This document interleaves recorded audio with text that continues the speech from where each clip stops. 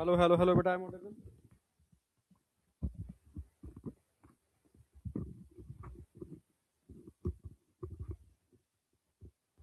हाँ बेटा, सुन पा रहे हो, देख पा रहे हो? Yes sir. Yes, happy independence day. और कल भी हम लोग मिल रहे हैं बेटा। जो बच्चे बायोमोलिक्यूल का रिवीजन करना चाह रहे हैं तो वो सारे के सारे कल 5 बजे आ रहे हैं। और जो बच्चे यहाँ इस चैप्टर से स्टार्ट किए हैं तो उनको बायोमोलिक्यूल प्रॉपर बेसिक से करना है, तो कल 5 बजे मैं बायोमोलिक्यूल को बिल्कुल बेसिक से कराऊंगा। मतलब एकदम कुछ छोड़ूंगा नहीं, एनसीईआरटी की एक लाइन कवर करते हुए बहुत सारे क्वेश्चन भी इसमें प्रैक्टिस करा दूंगा मैं, ठीक है। और कोशिश करूंगा कि 3 से 3.5 घंटे के अंदर बायोमोलिक्यूल की आपकी मास्टरी हो जाए, ठीक है। यस, 3 साढ़े 3 घंटे। अगर मैं 5 बजे चालू करूंगा तो मान के चलो 8:30 बजे तक, 8:30, 3 साढ़े 3, हाँ, 8:30, मैक्स टू मैक्स 9, 9 तो नहीं बजने दूंगा, ठीक है। या बीच में थोड़ा सा गैप लूंगा मैं, क्योंकि कमर की वजह से। तो मैक्स टू मैक्स 8:30 9 तक मैं बायोमोलिक्यूल की विद प्रैक्टिस, मतलब जबरदस्त तरीके से करा दूंगा, ठीक है। तो याद रखना, जो बच्चे पहले पढ़ चुके हैं मुझसे बायोमोलिक्यूल वो रिवीजन करेंगे। कल छुट्टी का दिन है, मस्ती करना, कोई क्लास नहीं होगी आपकी, बस बायोमोलिक्यूल की होगी। और जो बच्चे जिन्होंने बायोमोलिक्यूल नहीं पढ़ा अभी तक, ठीक है, या मंथन में बाद में ज्वाइन किया है, तो उनको बायोमोलिक्यूल कल करना कंपलसरी है, ठीक है। वाईटी पर होगा, कल शाम 5 बजे होगा।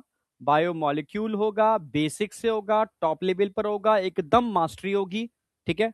कल शाम 5 बजे, इंडिपेंडेंस डे वाले दिन, ठीक है।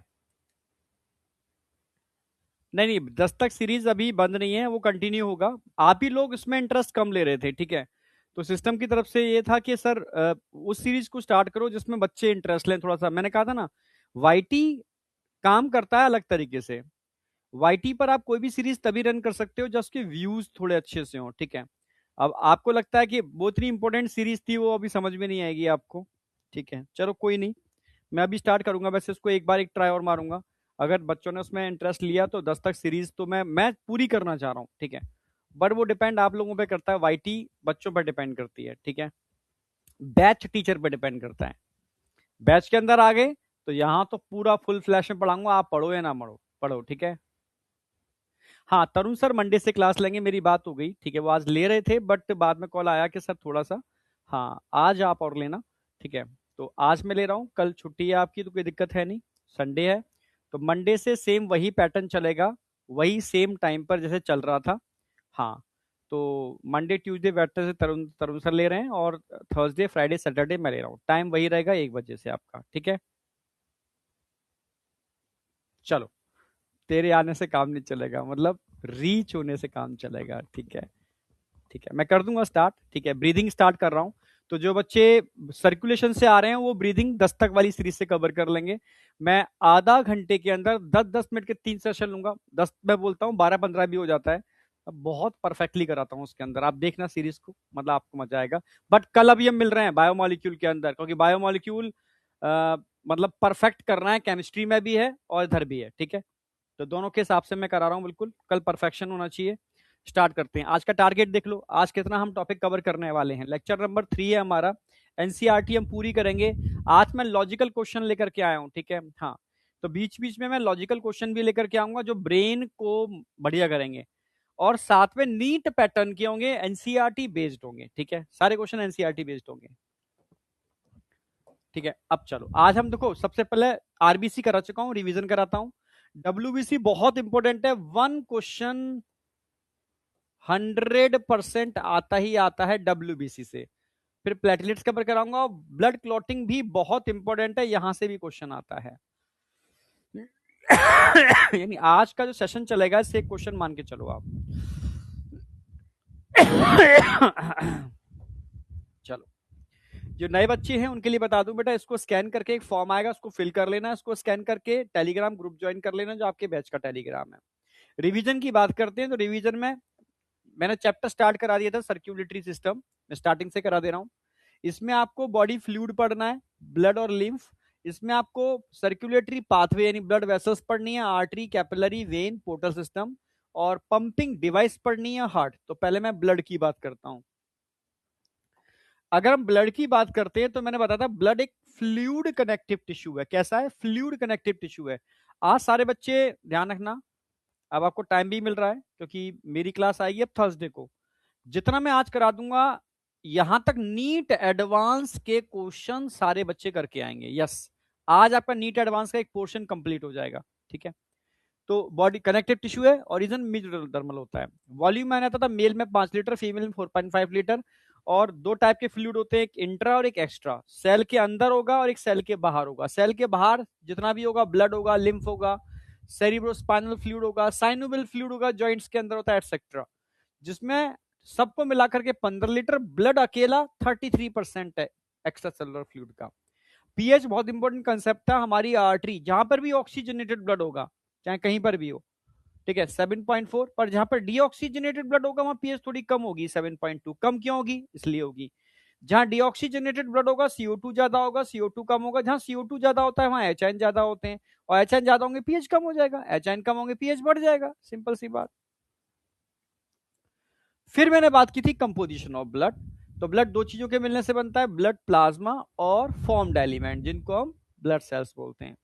प्लाज्मा 55%, 45%, इसमें वाटर, इनऑर्गेनिक और ऑर्गेनिक सब्सटेंस है। इस पर क्वेश्चन आ सकता है, डायरेक्ट एनसीईआरटी की लाइन है। 90 से 92% वाटर होता है। ठीक है, फॉर्म्ड एलिमेंट की बात, अच्छा, 1% इनऑर्गेनिक सब्सटेंस और 8 to 9% ऑर्गेनिक सब्सटेंस। एनसीईआरटी में वाटर दे रखा है और प्रोटीन दे रखी है। इसमें आरबीसी, डब्ल्यूबीसी और प्लेटलेट्स पढ़ने वाले हो। इनऑर्गेनिक सब्सटेंस की बात करता हूं, सीक्वेंस याद रखो, बस ये काम की है। ठीक है, chloride, sodium, potassium, calcium, magnesium, बस सबसे ज्यादा क्लोराइन होते हैं कहां पर? ठीक है, हाँ, प्लाज्मा के अंदर, एक्स्ट्रा सेलुलर फ्लूइड के अंदर। अब ऑर्गेनिक सब्सटेंस के अंदर मैंने बात की थी प्रोटीन की। ये एनसीईआरटी में दे रखा है 6 to 8% अकेले प्रोटीन होते हैं। ठीक है, हाँ भाई, इसमें अकेले प्रोटीन ही इतने परसेंट है। एल्बुमिन की बात करता हूं भाई, तीन बात ध्यान रखनी है, प्रोटीन कैसी है, छोटी है, बड़ी है, और कहां बनती है और क्या करती है। तो सबसे छोटी है, सबसे बड़ी है, लीवर में बनती है, ये भी लीवर बनती है। ये ऑस्मो रेगुलेशन का काम करती है, पर ये दोनों प्रोटीन ब्लड क्लॉटिंग में पार्टिसिपेट करती हैं। ग्लोबुलिन तीन टाइप की बताई थी, अल्फा, बीटा, गामा। ठीक है, अल्फा और बीटा ये दोनों लीवर में ही बनती हैं, binding and transport of vitamin और मिनरल्स उसमें हेल्प करती हैं। जबकि गामा ग्लोबुलिन की बात करते हैं, इसको इम्यूनोग्लोबुलिन बोलते हैं या एंटीबॉडी बोल सकते हो। अभी 12th में मैं ह्यूमन हेल्थ एंड डिसीज पढ़ाऊंगा, वहां पूरा चैप्टर, मतलब बहुत बड़ा पार्ट है इसका। ठीक है, ये कहां बनती है? ये बनती है किसके थ्रू? आप बोलोगे प्लाज्मा सेल्स। प्लाज्मा सेल्स क्या होती हैं? It is a activated B lymphocyte, it is a types of WBC। ठीक है, कहां होती है? लिम्फेटिक सिस्टम में भर भर के होती हैं, यानी एंटीबॉडी का फॉर्मेशन लिम्फेटिक सिस्टम में भर भर के होता है, बहुत ज्यादा होता है। फंक्शन क्या होता है एंटीबॉडी का? प्रोटेक्ट फ्रॉम पैथोजन या डिफेंस का काम करती है। सिंपल सी बात है। यहां तक कोई डाउट है बेटा? हाँ, 15 litre. 15 litre means, repeat please sir, कौन है? अनूप बेटा, 15 लीटर का मतलब 15 लीटर। यस, 15 लीटर की एक टंकी भर जाएगी, इतना एक्स्ट्रा सेलुलर फ्लूइड होता है, जिसमें 5 लीटर अकेला ब्लड होता है। खुश रहे बेटा, खुश रहे। हाँ, अब बताओ। क्लियर? ओके।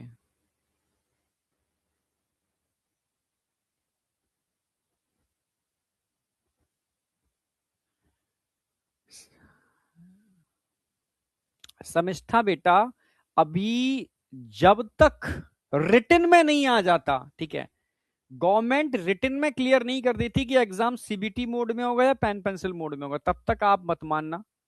ठीक है, समझ गए ना? हाँ, तब तक कुछ मत मानना, क्योंकि वाईटी सिर्फ व्यू के लिए होती है, व्यूज के लिए होती है सिर्फ, समझे? हाँ, तो मतलब मैं थोड़ा सा उस चीज को नहीं फॉलो करता।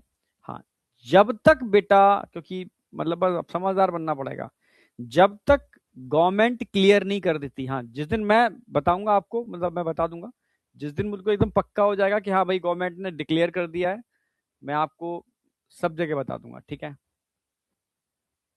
बेटा? हाँ, अभी रुक जा, अभी पेन पेंसिल से ही है। ठीक है, अभी देखो, ये तो अनुमान लगा रहे हैं हम, पेन पेंसिल से है, ये अनुमान है, रिटन में अभी डिक्लेरेशन नहीं दिया। मंथन इन्फिनिटी में अपडेट करना है तो आपको लिंक मिल जाएगा बेटा, तो लिंक के थ्रू आप कर सकते हो। सबके पास लिंक जा रहा है वैसे, मैसेज की फॉर्म में भी और व्हाट्सएप की फॉर्म में भी, तो आप उससे अपडेट कर सकते हो, ठीक है।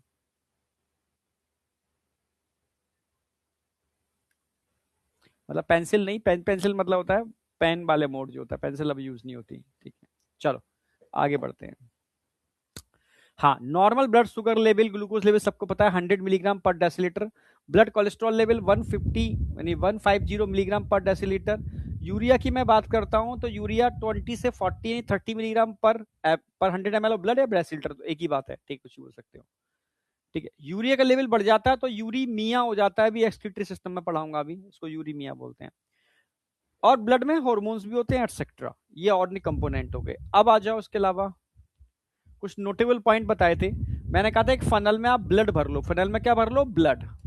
आपने ब्लड ले लिया, अब ब्लड को फिल्टर कर रहे हो, ब्लड सेल्स ऊपर रह गए तो नीचे क्या बचेगा, प्लाज्मा। सेल्स कितना परसेंट होते हैं, 45% सेल्स होते हैं। प्लाज्मा कितना बच गया, 55% प्लाज्मा बच गया। क्लियर है? हाँ। अगर प्लाज्मा में से भी क्लॉटिंग फैक्टर निकाल लो, प्लाज्मा में से भी क्लॉटिंग फैक्टर निकाल दो, सीरम बच जाएगा, येलो कलर का होता है। प्लाज्मा स्ट्रॉ कलर का होता है, ठीक है, विस्कस फ्लूइड है। तो लिख भी दिया है भाई, प्लाज्मा क्या होता है, ब्लड में से फॉर्म्ड एलिमेंट निकाल दो, प्लाज्मा बचेगा। सीरम क्या होता है, प्लाज्मा में से ब्लड क्लॉटिंग फैक्टर निकाल दो। Blood clotting factor active form में होते हैं, इनएक्टिव इनएक्टिव फॉर्म में होते हैं। लिम्फ जिसको टिश्यू फ्लूइड बोलते हैं, अगर आप ब्लड में से तीन चीजें निकाल दो, आरबीसी, प्लेटलेट्स और मैक्रोफेज, तो बचा हुआ पार्ट क्या कहलाएगा, टिश्यू फ्लूइड कहलाएगा, इसको लिम्फ बोलते हैं, जिसको हम लिम्फ बोलते हैं। कलरलेस होता है, डब्ल्यूबीसी बहुत ज्यादा होते हैं, आरबीसी, प्लेटलेट्स और मैक्रो प्रोटीन्स नहीं होते। चलो ये वाली बात भी क्लियर हो गई होगी। अब मैंने एरेथ्रोसाइट स्टार्ट कर दिए थे, खत्म भी कर दिए थे, आज डब्ल्यूबीसी कराऊंगा। भाई रेड सेल्स होते हैं, ठीक है। अगर इनके नंबर की बात करता हूं, 5.5 मिलियन पर एम एम क्यू, यस, 5 से लेकर के 5.5 मिलियन पर एम एम क्यू, 5 से लेकर के, ठीक है, पूरा लिख देता हूं, 5 से लेकर के 5.5, 5 टू 5.5, मतलब 5.5 पे ध्यान रखना, मिलियन पर M M Q. 1 mm Q में इतने इतने आरबीसी होते हैं। भाई इनका शेप कैसा होगा, बाई कॉनकेव होगा, पर इसमें न्यूक्लियस और साइटोप्लाज्मिक ऑर्गेनिल्स नहीं होंगे। भाई न्यूक्लियस, साइटोप्लाज्मिक ऑर्गेनिल्स क्यों नहीं होंगे, क्योंकि हमें ऑक्सीजन के यूटिलाइजेशन को रिड्यूस करना है। बाइकॉनकेव क्यों होता है, सरफेस एरिया बढ़ाना है, जिससे गैसेस का एक्सचेंज आसानी से हो पाए। अगर आरबीसी का स्ट्रक्चर देखोगे, डायमीटर 7.5 से 8 माइक्रोमीटर का डायमीटर होता है। अंदर क्या भरा होता है, अंदर ना तो उसके अंदर साइटोप्लाज्मिक ऑर्गेनिल्स होंगे, ना न्यूक्लियस होगा, सिर्फ हीमोग्लोबिन का मॉलिक्यूल होंगे। कितने, 280 मिलियंस मॉलिक्यूल ऑफ हीमोग्लोबिन, ठीक है। इसका मतलब इसमें कैटाबॉलिज्म या मेटाबॉलिज्म होता है, मेटाबॉलिज्म होता है। मेटाबॉलिज्म में भी कैटाबॉलिज्म, क्योंकि ग्लूकोज का ब्रेकडाउन होगा, मतलब ग्लाइकोलिसिस मिलेगी एनारोबिक कंडीशन में चलाने के लिए, यानी एनारोबिक रेस्पिरेशन होगा, ध्यान रखना है, ग्लाइकोलिसिस के थ्रू। माइटोकॉन्ड्रिया यहां पर एब्सेंट होंगे, ठीक है। अच्छा, हीमोग्लोबिन की बात करते हैं। एक स्वस्थ मनुष्य में कितना हीमोग्लोबिन होता है, ठीक है। रेस्पिरेटरी सिस्टम में यहां दे रखा है 15 ग्राम पर 100 ml ऑफ ब्लड, और यहां दे रखा है 12 से 16 ग्राम, बात एक ही है, इसी के बीच में 15 आता है, ठीक है, पर ये याद रखना है। हीमोग्लोबिन, हीमोग्लोबिन प्रोटीन के मिलने से बनता है 4 और 96%। इसके अंदर आयरन और पोर्फिरिन रिंग्स होते हैं, इसमें 2 अल्फा 2 बीटा चेन होती हैं, जिसमें 141 अमाइनो एसिड, 146 अमाइनो एसिड होते हैं। ऑक्सीजन हमेशा हीम से बाइंड करता है, CO2 हमेशा ग्लोबिन से बाइंड करता है, प्रोटीन से करता है, हीम में भी आयरन से करता है, और यहां पर भी ये किससे करता है, NH2 of alpha and beta chain.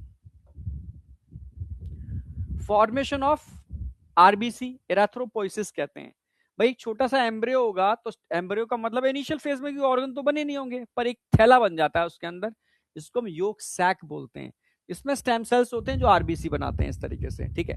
पर जब इसमें ऑर्गन बन जाते हैं, जैसे लीवर बन गया, स्प्लीन बन गया, फिर स्टेम सेल्स यहां ट्रांसफर हो जाते हैं, फिर आरबीसी का फॉर्मेशन करते हैं। स्प्लीन स्टमक के नीचे होता है। कब तक, जब तक कि रेड बोन मैरो ना बन जाए, ठीक है। रेड बोन मैरो कहां होता है, बोन के हेड में होता है, लॉन्ग बोन के हेड में, उसमें स्टेम सेल्स पहुंच जाते हैं, यही वाले स्टेम सेल्स। इन्हीं से रेथ्रोब्लास्ट, लीकोब्लास्ट और मेगा कैरियोसाइट, मेगा मतलब बहुत बड़ा न्यूक्लियस जिनका होता है, इनसे आरबीसी, डब्ल्यूबीसी और इनसे प्लेटलेट्स का फॉर्मेशन होता है। लाइफ स्पेन कितनी होती है आरबीसी की? 120 दिन होती है। 120 दिन बाद क्या होगा भाई? आरबीसी टूटेगी। ठीक है भाई, जैसे आरबीसी कहाँ टूटती है भाई? मैक्रोफेज कहाँ होते हैं? स्प्लीन के अंदर। तो स्प्लीन को हम क्या बोलते हैं? Graveyard of RBC. कब गहा, ठीक है। तो ये आरबीसी टूटेगी हीम और ग्लोबिन के अंदर, ये लिवर में चले जाएंगे। लिवर के अंदर ग्लोबिन जो प्रोटीन है वो डाइजेस्ट हो जाएगी या स्टोर हो जाएगी। यहाँ पर जो आयरन है वो भी अपने लिवर में स्टोर हो जाएगा, बचेगा क्या? पोरफिरिन रिंग। तो लिवर इनको कन्वर्ट करेगा किसके अंदर? बाइल के अंदर। बाइल में भी स्पेशली टॉक्सिक सब्सटेंस होता है बिलीरुबिन बिलीवर्डिन, जो हाईली टॉक्सिक सब्सटेंस होता है। तो बिलीरुबिन बिलीवर्डिन बनते किससे? इन पोरफिरिन रिंग के ब्रेक डाउन से इनका फॉर्मेशन होता है, जो बाइल को बनाने का काम करता है। और आज चालू करूंगा WBC। ठीक है, अब मुझे बताओ तुम्हारे क्या कोई डाउट है? सर तब हो जाएगा। क्या कहना चाह रहे हो? पूरी बात लिखा करो।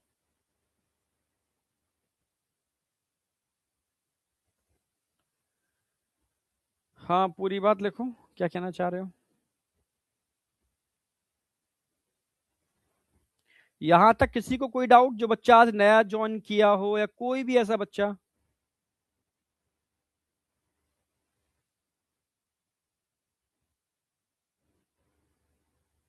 कुछ भी डाउट? मैं तुम्हारे लाइव देख रहा हूं, तुम्हारे सारे कमेंट पूछ सकते हो।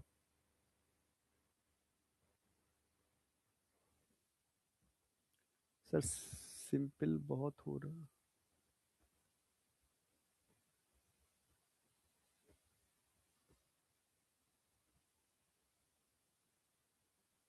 बाइल क्या है? बाइल नहीं पता? चलो बताता हूं मैं। पिछले साल के नोट्स में एडिशन और डिलीशन कर लो बस। किसका फंक्शन?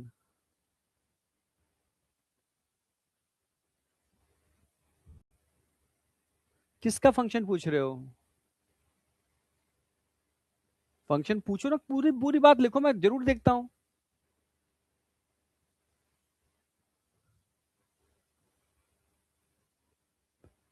तुम्हारा जो टेस्ट होगा उसमें पूरा ब्रीदिंग आएगा। जो आप अगले टेस्ट होगा ब्रीदिंग पूरा आएगा।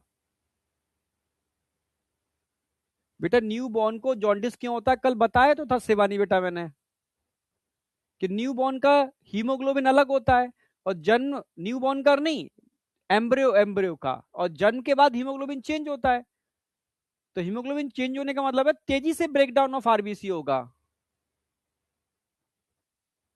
और जब तेजी से हीमोग्लोबिन चेंज होगा तो तेजी से क्या ज्यादा बनेगा? बिलिरुबिन बिलिवर्डिन।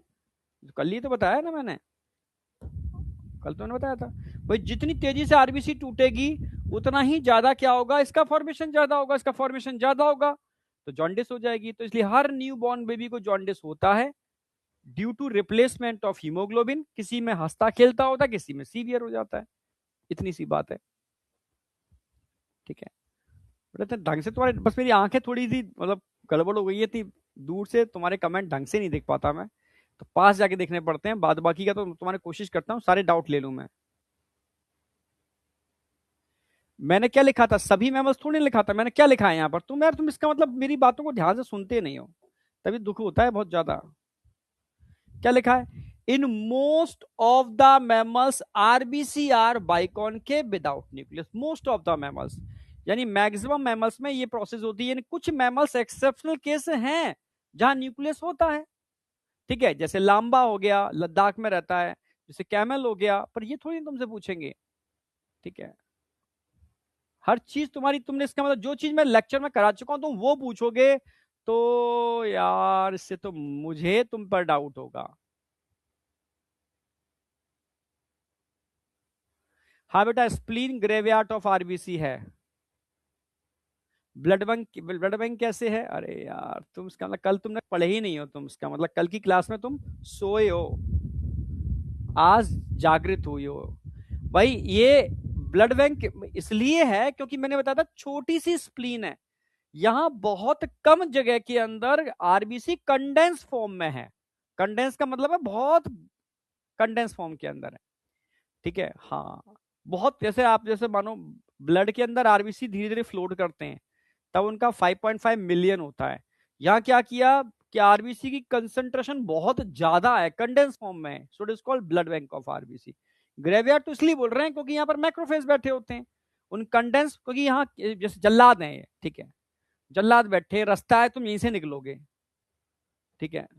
अब जल्लाद उनको निकलने देंगे जो सही होंगे, पर उनकी आइडेंटिटी में टाइम लगता है। तो वहां देखा वो टोल पर भीड़ लग जाती है, टोल पर कंडेंस हो जाती है पॉपुलेशन, क्यों? क्योंकि टोल पर एक साथ नहीं निकल सकते, एक एक करके गाड़ी निकलेगी। तो ये जल्लाद बैठे हैं, ये आरबीसी को धीरे धीरे जाने देंगे, तो वहां पर आरबीसी डेंस हो जाती हैं। सो it is called blood bank of RBC, क्योंकि यहाँ स्टोरेज बहुत ज्यादा है आरबीसी का कंडेंस फॉर्म के अंदर। और ये जो मैक्रोफेज हैं, जल्लाद जो है, ये धीरे धीरे आरबीसी को आइडेंटिफाई करके ही जाने देंगे, ठीक है। जिनका साइज एंड शेप बिगड़ा हुआ होगा उनको उठा के धर लेंगे। नहीं आया क्या? तभी तो कहता हूं कि ब्रीदिंग एक्सरसाइज अच्छे से किया करो, टहला करो, ठीक है। आप जो तुम जो पढ़ाई कर रहे हैं ना बच्चे, उनके अंदर बहुत सारी प्रॉब्लम्स आ रही हैं, ठीक है। चाहे वो मैं नीट की बात नहीं कर रहा, नीट, जेई, सिविल, मैं नॉर्मल स्टूडेंट्स की बात कर रहा हूँ। आज की डेट में जो मैंने एक आर्टिकल पढ़ा और बच्चों से भी बात की मैंने, बच्चों के अंदर एक बड़ी कॉमन चीजें आ रही हैं, ठीक है। सर्वाइकल की दिक्कत आ रही है, बैक पेन की, ठीक है। उनके अंदर मतलब विटामिन डी डेफिशिएंसी आ रही है, हड्डियों की दिक्कत आ रही है, थकावट से रहती है बच्चों के अंदर, आंखें उनकी जा रही हैं, ठीक है। साथ में देखा होगा ना, मतलब एक कहीं ना कहीं स्ट्रेस हार्मोन उनके दिमाग में बढ़ रहा है, ठीक है। क्योंकि जैसे मतलब मैं कहता हूँ, तभी तो कहता हूँ मैं कि अच्छा परफॉर्म वो बच्चा कर रहा है जो खेलता है, गेम खेलता है, दौड़ता है, भागता है, चिंता नहीं करता, होगा देखा जाएगा, वो अच्छा परफॉर्म कर रहा है, ठीक है। हर समय कमरे में घुसे रहोगे, बंद रखोगे अपने को, तो समस्याएं हो जाएंगी। क्योंकि हमारा जो ब्रेन है उसकी परफॉर्मेंस हमें अच्छी चाहिए, और अच्छी परफॉर्मेंस तब आती है जब आपका न्यूट्रिशन अच्छा हो, आपकी फिजिकल अच्छी हो, आपकी ब्रीथिंग एक्सरसाइज प्रॉपर हो रही हो, तो आप बहुत अच्छा परफॉर्मेंस दे पाओगे, ठीक है। वो बच्चा 10 घंटे पढ़ के भी शायद उतना आउटपुट नहीं दे पाएगा, आप 2 घंटे में उतना आउटपुट दे पाओगे अगर आप इन सब चीजों का ध्यान रख रहे हो तो। समझे?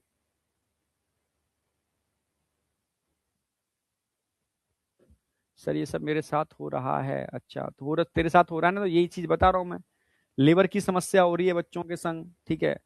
बहुत सारी दिक्कतें आ रही हैं, बैकबोन, न्यूरॉन्स। एक तो तुम्हें ये नहीं पता पढ़ना कैसे होता है, ठीक है।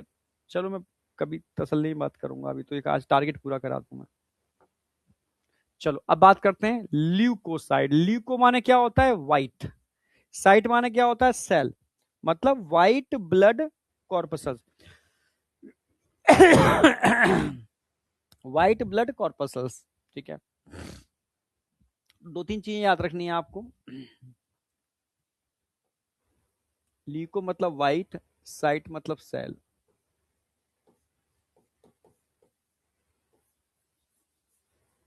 डब्ल्यूबीसी, दो तीन चीजें क्या याद रखनी है, इनका नंबर क्या होता है, नंबर ऑफ डब्ल्यूबीसी।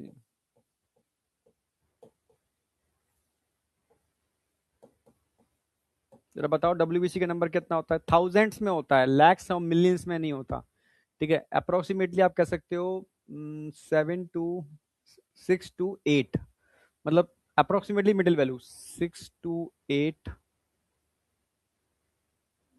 अच्छा पूरा लिख दूं मैं,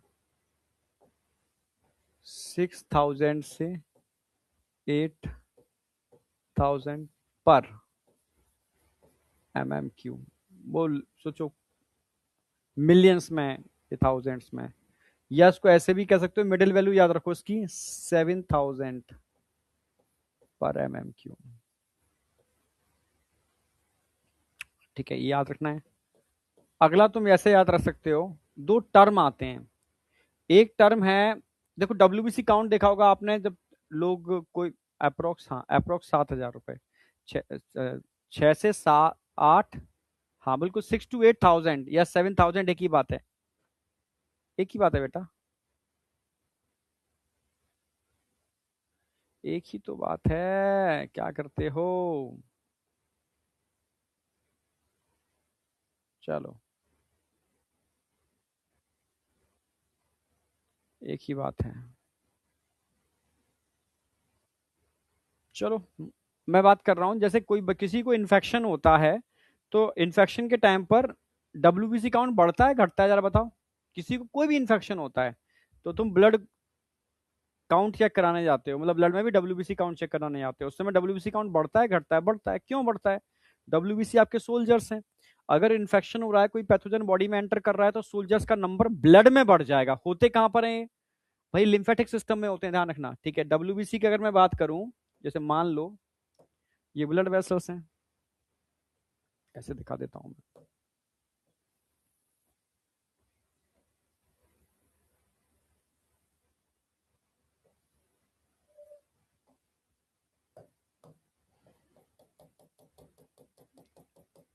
ये कैपिलरीज हैं, ब्लड कैपिलरी।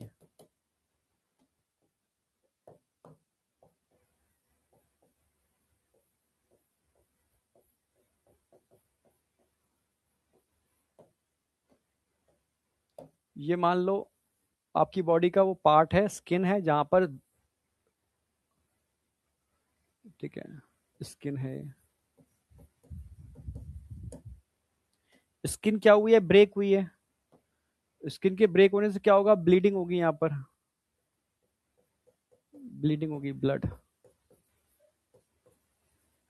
और जैसे ब्लड यहाँ पर ब्रेकेज से निकलेगा तो मौका पा करके यहाँ पैथोजन की एंट्री हो जाएगी, ये बैक्टीरिया एंटर कर जाएंगे।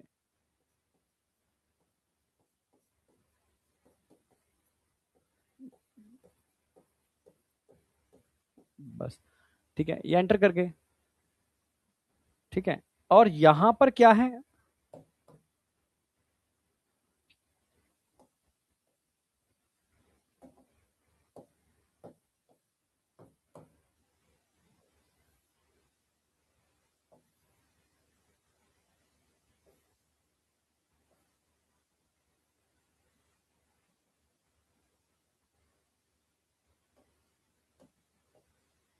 भाई ये व्हाइट कलर का क्या होगा? लिम्फ।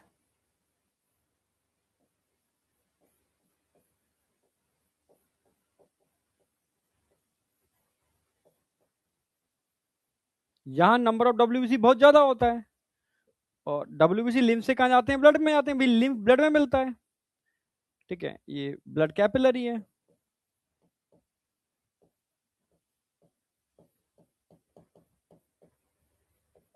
जब भी इंफेक्शन होगा तो लिम्फ से, ठीक है, लिम्फेटिक सिस्टम में क्या है? डब्ल्यूबीसी ज्यादा होते हैं। यहां जब डब्ल्यूबीसी आता है तो यहां से मूव करना चालू कर देते हैं, यानी increase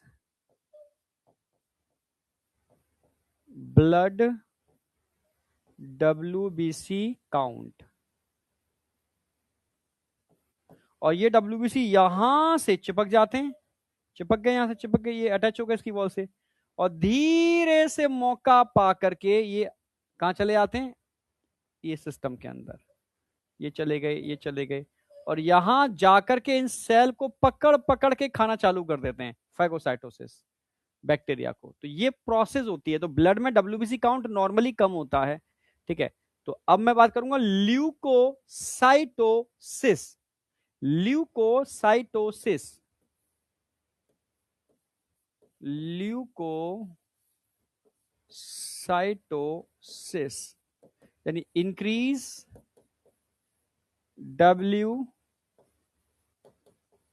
BC count, increase WBC count during infection,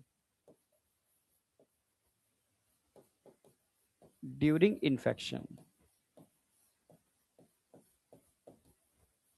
ये डब्ल्यूबीसी काउंट बढ़ रहा है इन्फेक्शन के टाइम पर, इसी को बोलते हैं ल्यूकोसाइटोसिस। कहते हैं टीएलसी डीएलसी चेक करा के आओ, अगर आपका डब्ल्यूबीसी काउंट बढ़ा हुआ है तो कहते हैं तुम्हारा टोटल ल्यूकोसाइट काउंट बढ़ा हुआ है, इन इन्फेक्टिव एजेंट बॉडी में एंटर कर चुका है, ठीक है।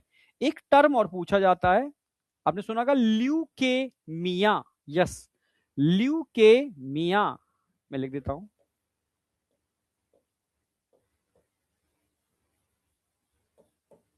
ल्यूकेमिया, ल्यूकेमिया क्या होता है? इसमें भी डब्ल्यूबीसी काउंट बढ़ेगा, increase WBC count, increase WBC count.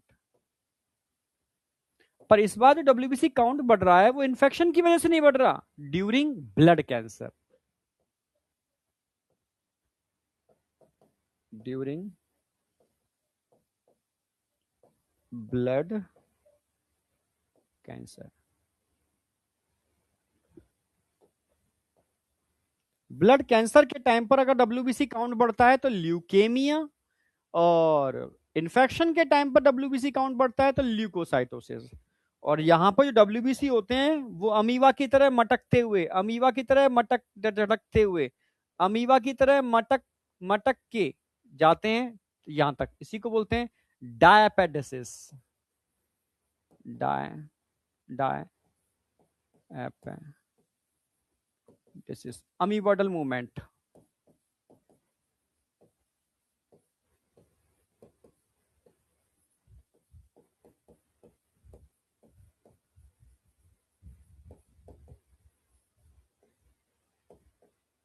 अमीबॉडल movement of WBC क्या कहलाता है? Diapedesis. Amoeboid movement of WBC क्या कहलाता है? डायपेडेसिस।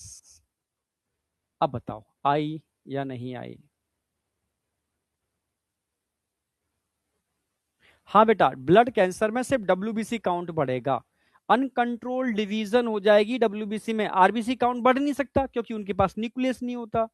प्लेटिलेट्स काउंट बढ़ नहीं सकता क्योंकि प्लेटिलेट्स में न्यूक्लियस नहीं होता। समझ रहे हो? हाँ बेटा, मैक्रोफेज तो बॉडी को प्रोटेक्ट करते हैं ना। वो आरबीसी क्यों? भाई मैक्रोफेज बॉडी को प्रोटेक्ट करते हैं, गंदगी को खाने का काम करते हैं। गंदगी का मतलब है या तो बाहर से कोई चीज आ जाए, बैक्टीरिया पकड़ के खा जाएंगे। आपकी सेल बूढ़ी हो चुकी है, वो गंदगी है उनके लिए, बॉडी के लिए। अगर वो बॉडी में रहेंगी तो बॉडी को सड़ा देंगी, तो उसको खा जाएंगी। बॉडी में अगर कैंसर पैदा हो जाता है तो उसको खाने का काम भी मैक्रोफेज करते हैं। पर मैक्रोफेज कब खाएंगे कैंसर को? भाई जैसे आप हो, आपको मैं मेवाएं दे रहा हूं खाने के लिए, बढ़िया बढ़िया चीजें दे रहा हूं, फिर तुमसे कहूं तुम करेले का जूस पी लो, तुम पी लोगे? नहीं पियोगे भाई।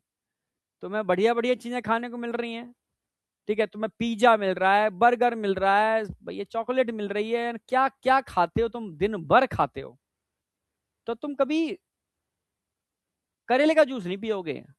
अगर तुम्हें 4 दिन भूखा छोड़ा जाए, समझ रहे हो? हाँ, मैन वर्सेस वाइल्ड में देखा होगा, जब कुछ नहीं मिलता है, पानी नहीं मिलता है, तो लोग अपना पेशाब खुद का पी लेते हैं, जिंदा जानवर को पकड़ के खा जाते हैं।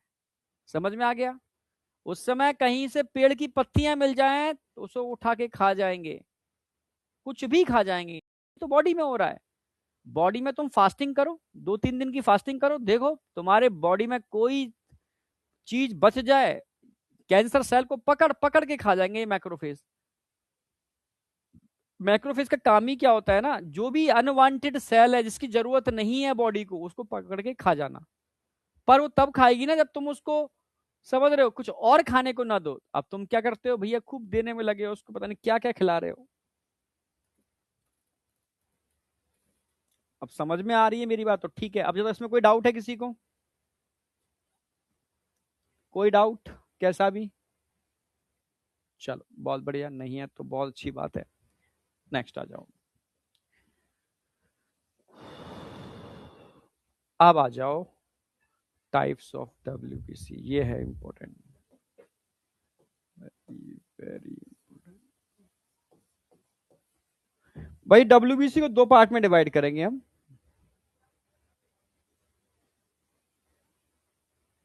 एक ग्रेन्युलोसाइट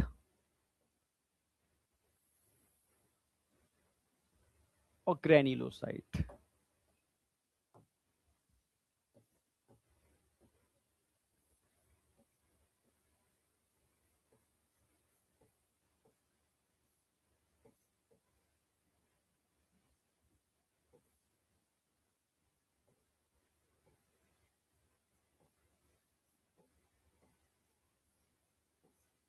ए ग्रेन्युलोसाइट्स और ग्रेन्युलोसाइट्स, ये ध्यान रखना है आपको। ए मतलब एब्सेंट, ऐसे डब्ल्यूबीसी जिनमें ग्रेन्यूल्स नहीं होते। ए मतलब क्या हो गया? एब्सेंट। ग्रेन्यूल्स यानी ग्रेन्यूल्स साइटोप्लाज्म में नहीं है, साइटोप्लाज्म विदाउट ग्रेन्यूल्स।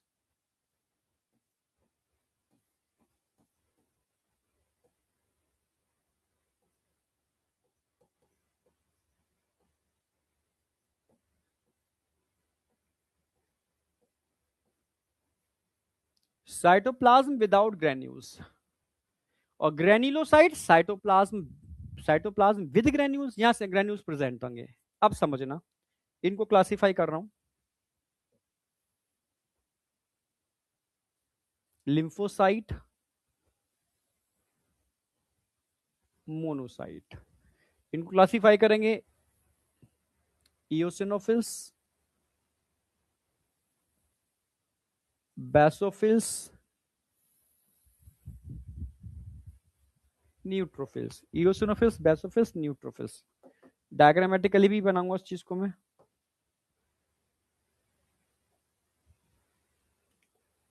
ये साइज में सबसे छोटे होते हैं लिम्फोसाइट। अच्छा, तो लिख भी देता हूं इनका नाम।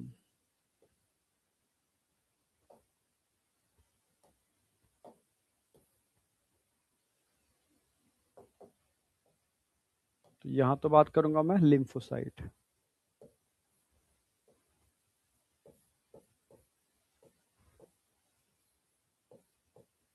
यहां बात करूंगा मोनोसाइट्स।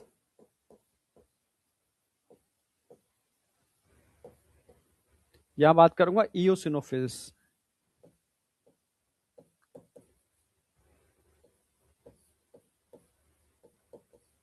यहां बात करूंगा बैसोफिल्स।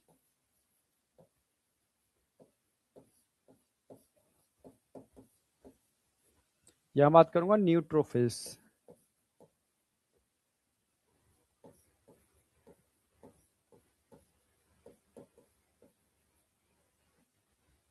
Neutrophils, eosinophils, basophils, neutrophils, lymphocytes, monocytes. ठीक है। यहां बात करेंगे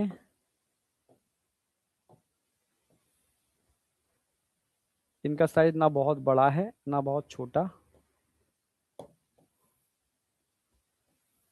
बराबर साइज के होते हैं तीनों। अब न्यूक्लियस ध्यान से देखना, यहां पर Oval shape, simple Oval shape का न्यूक्लियस होगा। यहां किडनी शेप न्यूक्लियस होगा, किडनी शेप। यहां बाय लोब न्यूक्लियस है, लाइक अ हेडफोन। यहां पर एस शेप, ट्राइलोब्ड न्यूक्लियस होगा। एस शेप मतलब ट्राइलोब्ड, एस शेप मतलब ट्राइलोब्ड। यहां मल्टी लोब न्यूक्लियस होता है, मल्टी लोब। एक लोब, दो लोब, तीन लोब, मैं चार दिखा देता हूं। मिनिमम चार से लेकर के सात तक लोब हो सकते हैं। अब ये ग्रेन्युलोसाइट्स हैं, तो इनके साइटोप्लाज्म में आपको ग्रेन्यूल्स मिलने वाले हैं। Yes, cytoplasm with granules, cytoplasm with granules, granulocyte. इनके साइटोप्लाज्म में ग्रेन्यूल्स मिलने वाले हैं, साइटोप्लाज्म विद ग्रेन्यूल्स।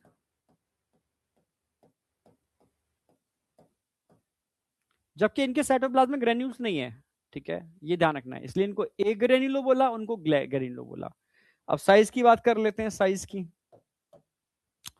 सबसे छोटा साइज इनका होगा मात्र 8 माइक्रोमीटर। जबकि मोनोसाइट की बात करता हूं, सबसे बड़ा होगा 18। ये तीनों बराबर क्या होंगे? 10, 10, 10।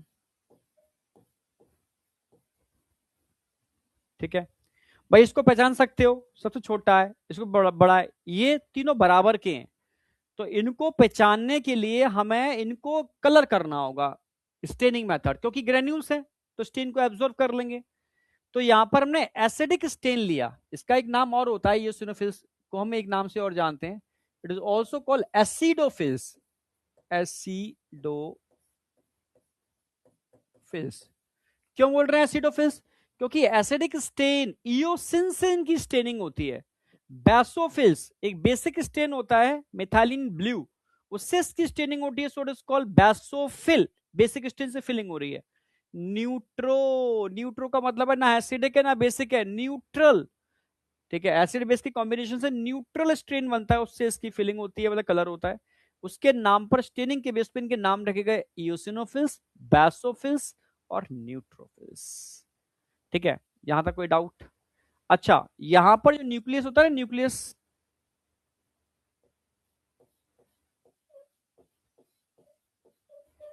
या न्यूक्लियस में 4 से लेकर के 7 तक लोब्स हो सकते हैं।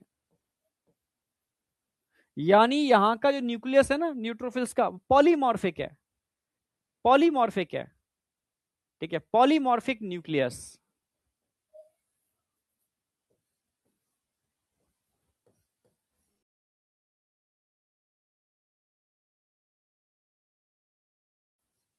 मॉर्फिक न्यूक्लियस है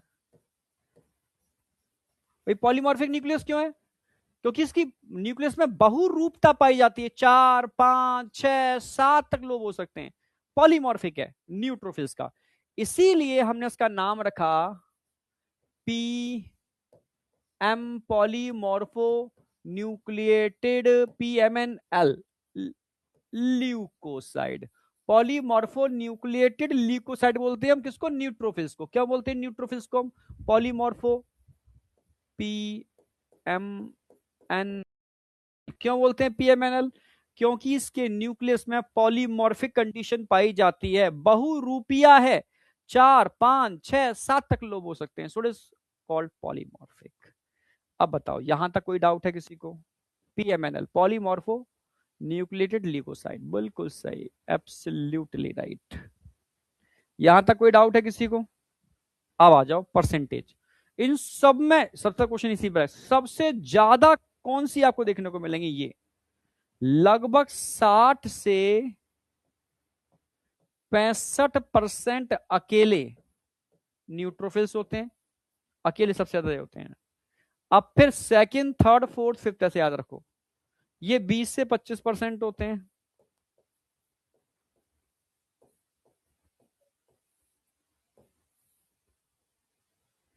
ठीक है, जबकि मोनोसाइड की अगर बात करता हूं अप्रोक्सीमेटली 6 से 8% के आसपास होते हैं।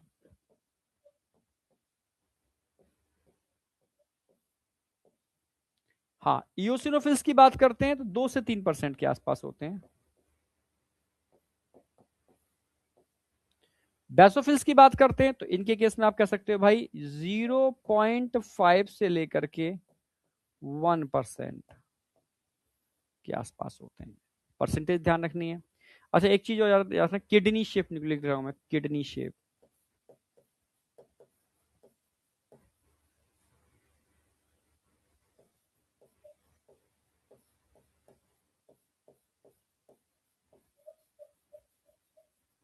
बायलोब्ड,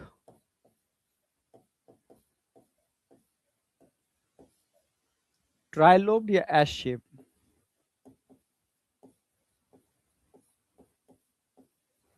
ट्राइलोब्ड भी कह सकते हो, ट्राई लोब्ड, ट्राइलोब्ड या S shape, Oval shape.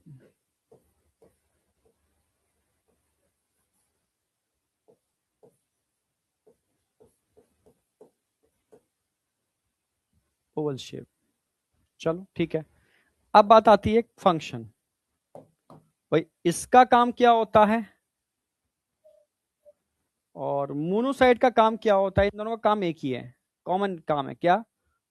Phagocytosis.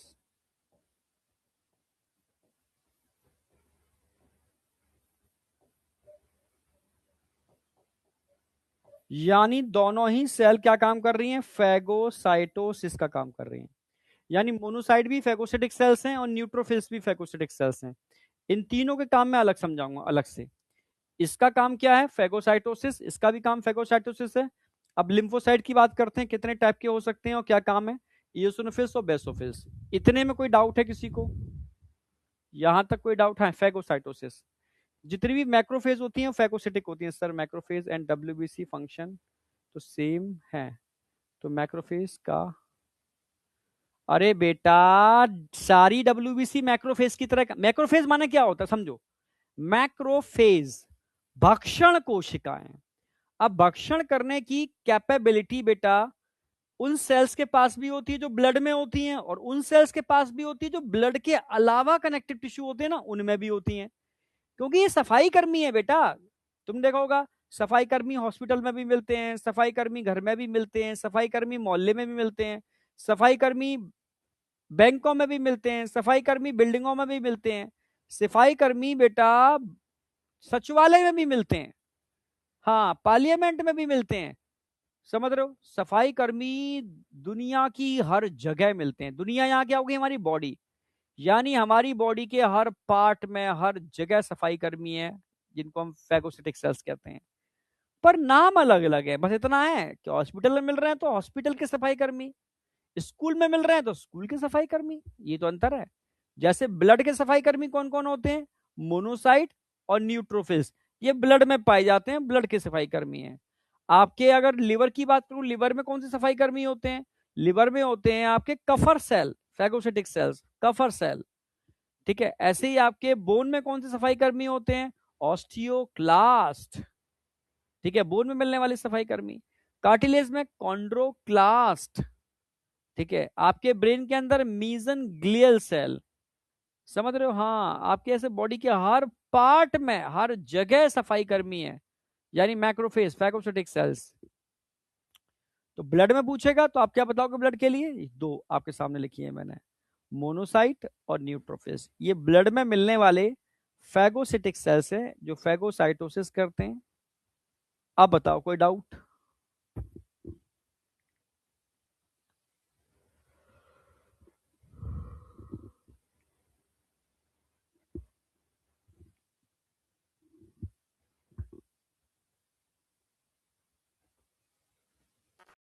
Doubt है?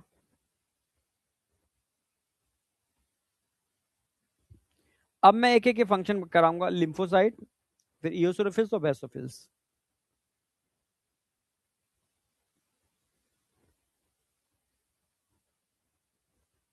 एक साथ ज्यादा टाइम पढ़ाई मत करो बेटा, 2 घंटे कंसिस्टेंसी से पढ़ाई करो, फिर 2-4 मिनट के उठ के थोड़ा सा रिलैक्स कर लो। एक साथ ज्यादा हो ही नहीं सकती, पॉसिबल ही नहीं है।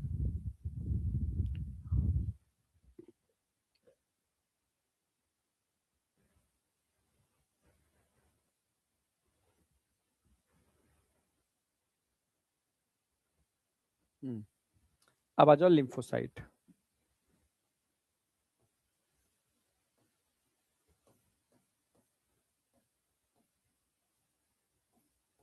अगर मैं लिम्फोसाइट की बात करता हूं तो 2 टाइप के होते हैं, तो आप जानते ही हो, बी लिम्फोसाइट और टी लिम्फोसाइट। ये तो आपको सबको पता ही है, कई बार बता चुका हूं मैं। B lymphocyte and T lymphocytes.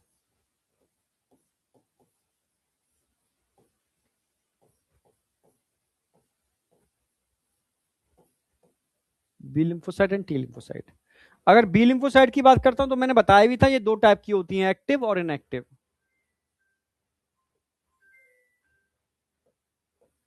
Active B lymphocyte और इनएक्टिव बी लिम्फोसाइट कौन है भाई? हम्म,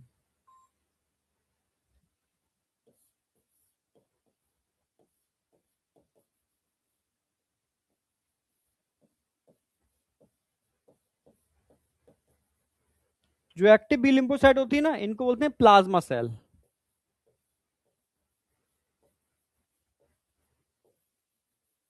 जो एंटीबॉडी बनाते हैं इनको बोलते हैं मेमोरी सेल।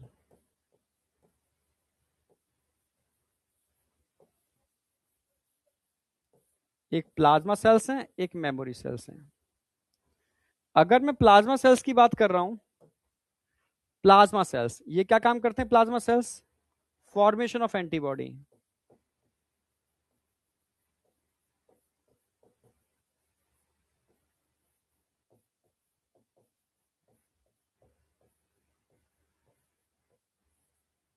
अगर मैं मेमोरी सेल की बात करता हूं, जरूरत पड़ने पर यही मेमोरी सेल प्लाज्मा सेल में कन्वर्ट होते हैं, तब एंटीबॉडी बनते हैं, ये डिफेंस में काम करते हैं, डिफेंस। ठीक है, अब बात करते हैं टी लिम्फोसाइट। तो टी लिम्फोसाइट आपको शायद याद तो होगा, क्योंकि ये टी हेल्पर सेल्स भी होते हैं इसके अंदर, टी किलर सेल्स भी होते हैं इसके अंदर, टी सप्रेसर सेल्स भी होते हैं यहाँ पर, और टी मेमोरी सेल्स भी होते हैं, बिल्कुल इनकी तरह। चारों टाइप के होते हैं। इसमें हेल्पर टी सेल, ये पूरी immunity control, all immunity control all immune cells,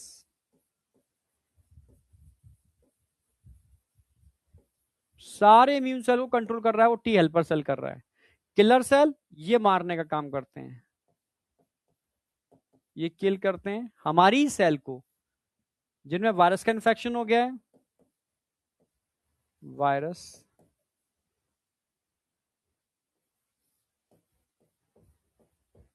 infective sales और कैंसर सेल्स।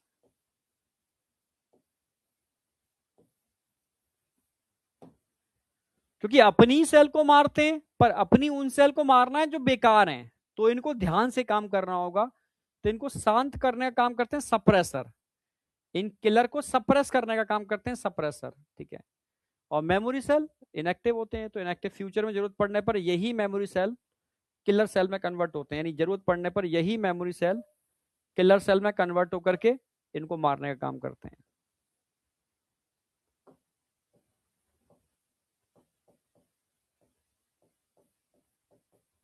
जब एक्टिव होंगे तो इस पर कन्वर्ट होकर के इसको मारने का काम करेंगे। ये हो गए लिम्फोसाइट, सारे फंक्शन तुम्हारे सामने हैं। ये एंटीबॉडी बना करके डिफेंस कर रहे हैं, ये कंट्रोल कर रहे हैं, ये डायरेक्टली मार रहे हैं। अब इनको कंट्रोल करने के लिए, सप्रेस करने के लिए ये है, और कन्वर्ट करने के लिए ये इसमें कन्वर्ट हो गए, फिर अगेन मारना चालू कर देते हैं। तो ये टोटल लिम्फोसाइट हो गए। अब बात करता हूं मैं, नोट कर लो उसको। हाँ, तभी तो एचआईवी इनमें सबसे भाई सबसे इंपॉर्टेंट कौन है? Helper T cell.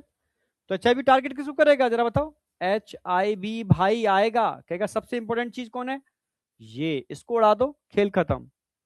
क्योंकि यही पूरे इम्यून सेल्स को कंट्रोल करता है, अगर इसको उड़ा दिया तो खेल खत्म।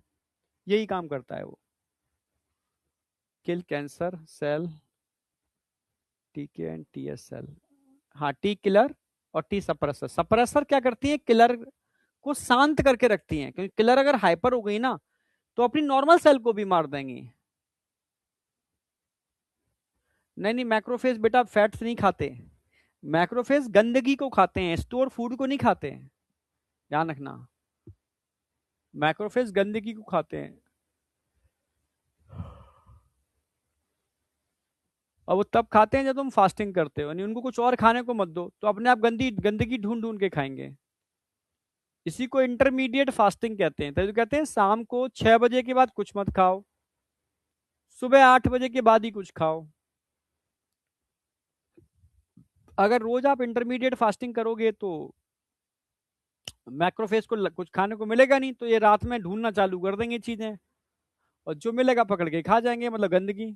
साफ सफाई होगी अच्छे से।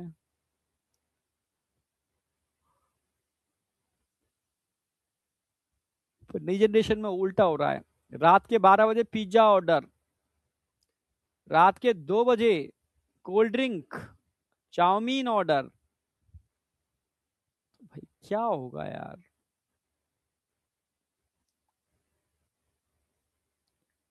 चलो खैर, यहां तक कोई डाउट है तो मुझे बताओ।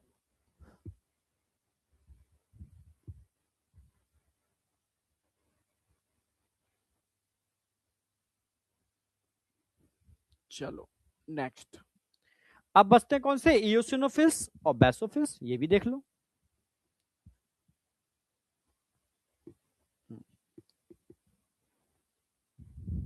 इसको एक साथ लिखाऊंगा मैं।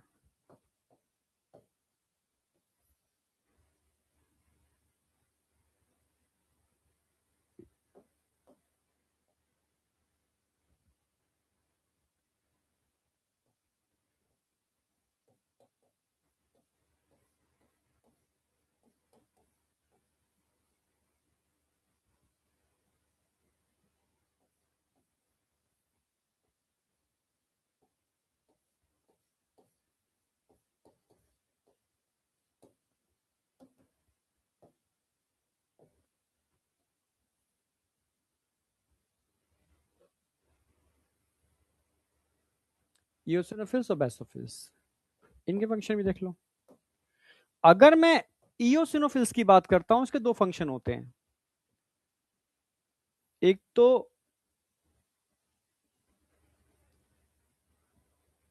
एंटी पैरासिटिक यानी रजिस्ट अगेंस्ट इन्फेक्शन।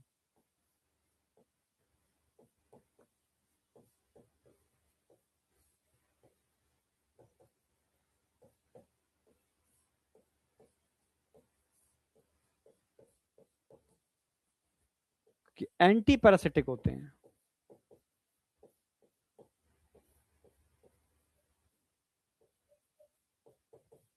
यानी बॉडी में अगर कोई पैरासाइट आ जाए ना, तो इन इयोसिनोफिल्स के अंदर कुछ ऐसे ग्रेन्यूल्स होते हैं, उनमें डाइजेस्टिव एंजाइम होते हैं, उनकी वॉल को डाइजेस्ट कर देते हैं, मार देते हैं पैरासाइट को। तो रेसिस्ट अगेंस्ट इन्फेक्शन यानी एंटी पैरासिटिक। Anti parasitic. इसके अलावा अगर मैं इयोसिनोफिल्स की बात करूं ना, ये एंटी एलर्जिक भी होते हैं।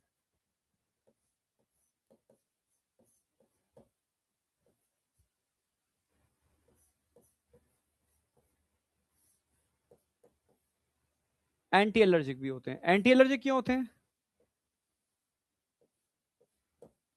ये रिलीज करते हैं, रिलीज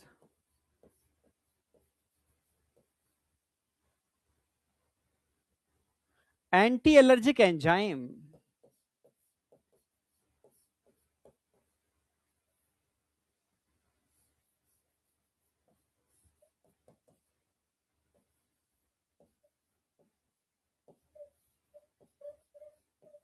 नाम क्या है? हिस्टामिनेज।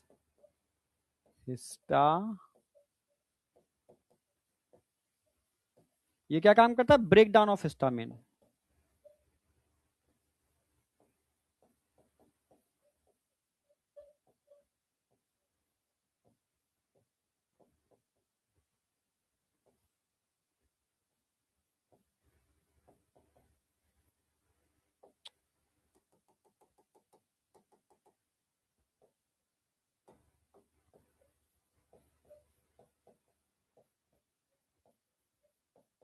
भाई हिस्टामिन जो होता है इसकी वजह से एलर्जी होती है, और इनके पास एंजाइम कौन सा होता है? हिस्टामिनेज, जो हिस्टामिन को ही तोड़ दे। तो इसी को तोड़ देगा तो एलर्जी से बचा लिया। इसीलिए कहते हैं ये एलर्जिक रिएक्शन में इन्वॉल्व होते हैं, involve in allergic reaction.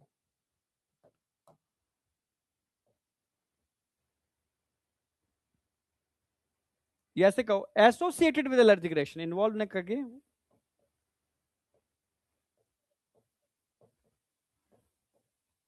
Associated with allergic reaction.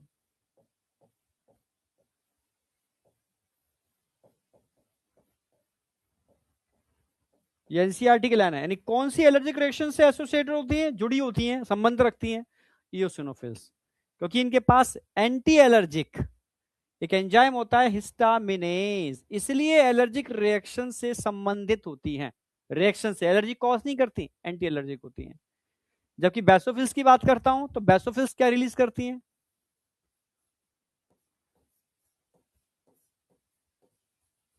ये तीन चीजें रिलीज करना जानती हैं अपने अंदर से, हेपारिन,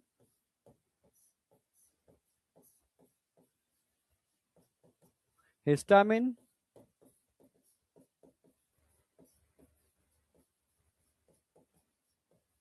और सीरोटोनिन।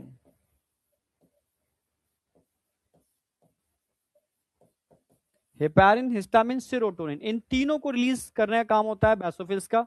जिसमें ये तो आप जानते ही होंगे, अगर मैं हेपारिन की बात करता हूं, ये एंटी कोएगुलेंट है। एंटी,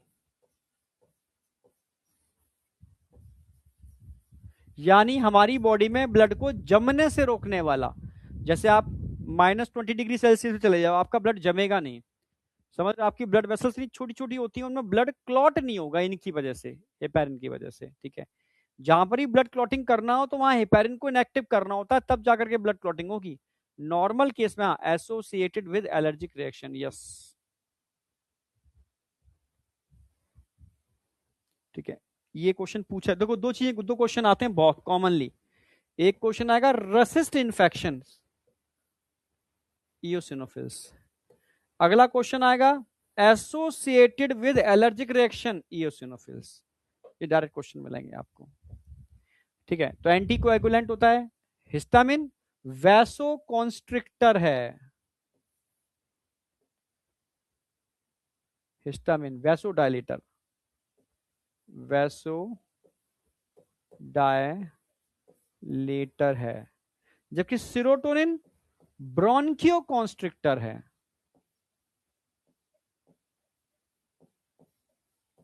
ब्रोंकियोकॉन्स्ट्रिक्टर, आपके ब्रोनकाई के अंदर जो अचानक से नैरो पैसेज हो जाता है ना, कॉन्स्ट्रिक्शन होता है, इसकी वजह से हो जाता है। हिस्टामिन वैसो डायलेटर है, वेसल्स को डायलेट कर देता है, इसकी वजह से इन्फ्लामेशन होता है। इसकी वजह से क्या होगा? इन्फ्लामेशन, सूजन।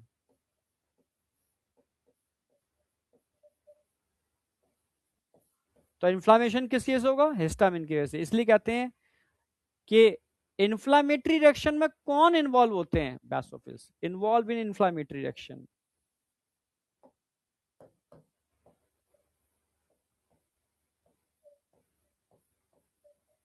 इन्वॉल्व इन इन्फ्लामेटरी रिएक्शन इन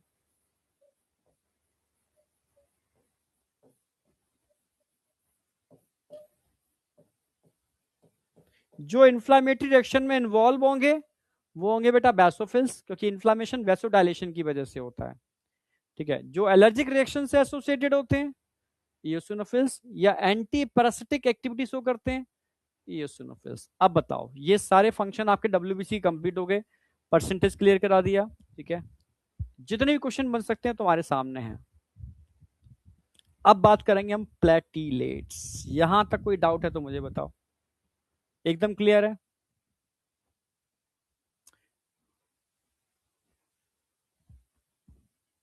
यहां तक कोई बात बताओ।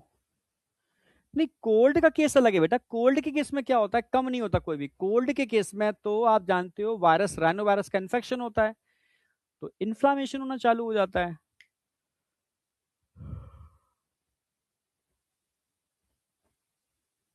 Inflammation of upper respiratory tract, note करो। ये विकास है भाई, फंक्शन बता दो। इन्फ्लामेशन मींस बेटा, इन्फ्लामेशन का मतलब होता है सूजन।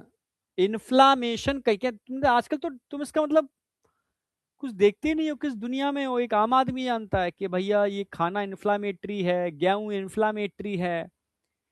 कोई भी ऐसी चीजें मत खाओ जो इन्फ्लामेटरी हो, क्योंकि इन्फ्लामेटरी वाली चीजें आपके शरीर के अंदर कैंसर को पैदा कर सकती हैं। इन्फ्लामेशन, एंटी इन्फ्लामेटरी चीजें खानी चाहिए जो सूजन को कम करे। सूजन नहीं आनी चाहिए शरीर के अंदर। सूजन मतलब इन्फ्लामेशन।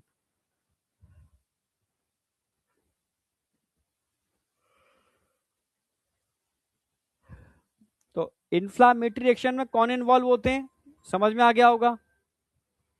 यहां तक बताओ, कोई डाउट है? ठीक है, आप सारे फंक्शन क्लियर हो गए। तो कोई इयोसिनोफिल्स का फंक्शन मैंने क्लियर कराई दिया है। ठीक है, एंटी पैरासिटिक है और हिस्टामिनेज एंजाइम रिलीज करते हैं। ठीक है, यहां तक कोई डाउट?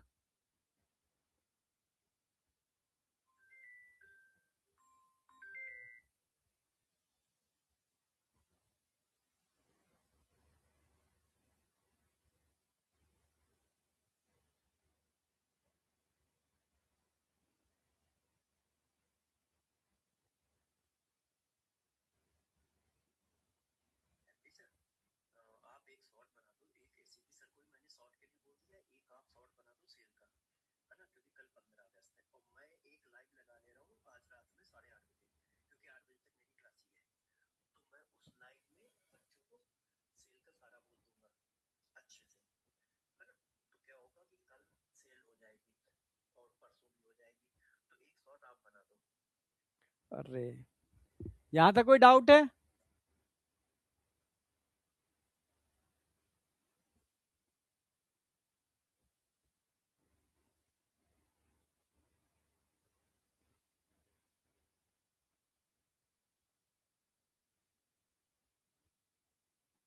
नहीं नहीं, समोसे कचौड़ी से प्रॉब्लम नहीं होती है गुलशन।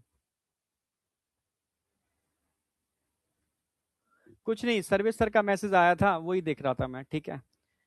हम्म, ठीक है, उनका कॉल आया था तो मैंने उठाया नहीं, फिर मैंने मैसेज देख लिया। ठीक है, तो मैं तो डायरेक्टली अपने बच्चों से ही बोल देता हूँ कि बेटा ठीक है, कल 15 अगस्त है, ठीक है, कोई भी तुम्हारा फ्रेंड्स दोस्त हो, ठीक है, तो उनको अपने बैच के अंदर आप इनवाइट कर सकते हो, अगर तुम्हें लगता है सारे टीचर अच्छा पढ़ा रहे हैं तो, ठीक है।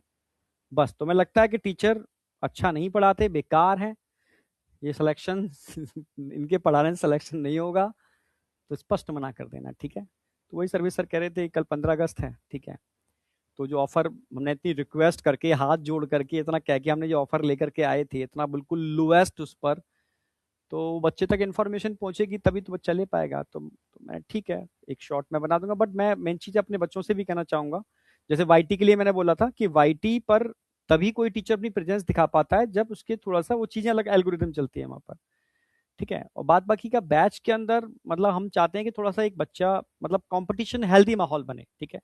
तो जो ऑफर है उसका मैक्सिमम बच्चा बेनिफिट उठा पाए, तो मैं जो भी लगता है ऐसा लगता है कि हाँ ये पेइंग कैपेसिटी नहीं है इसकी, बताना चाहिए मुझे, ठीक है। तो आप बता सकते हो, ठीक है। नहीं नहीं, कोक कोक मत पियो, कोक बहुत डेंजरस होती है बेटा, ठीक है। जितने भी ये मीठे ड्रिंक आते हैं ना इनको छोड़ दो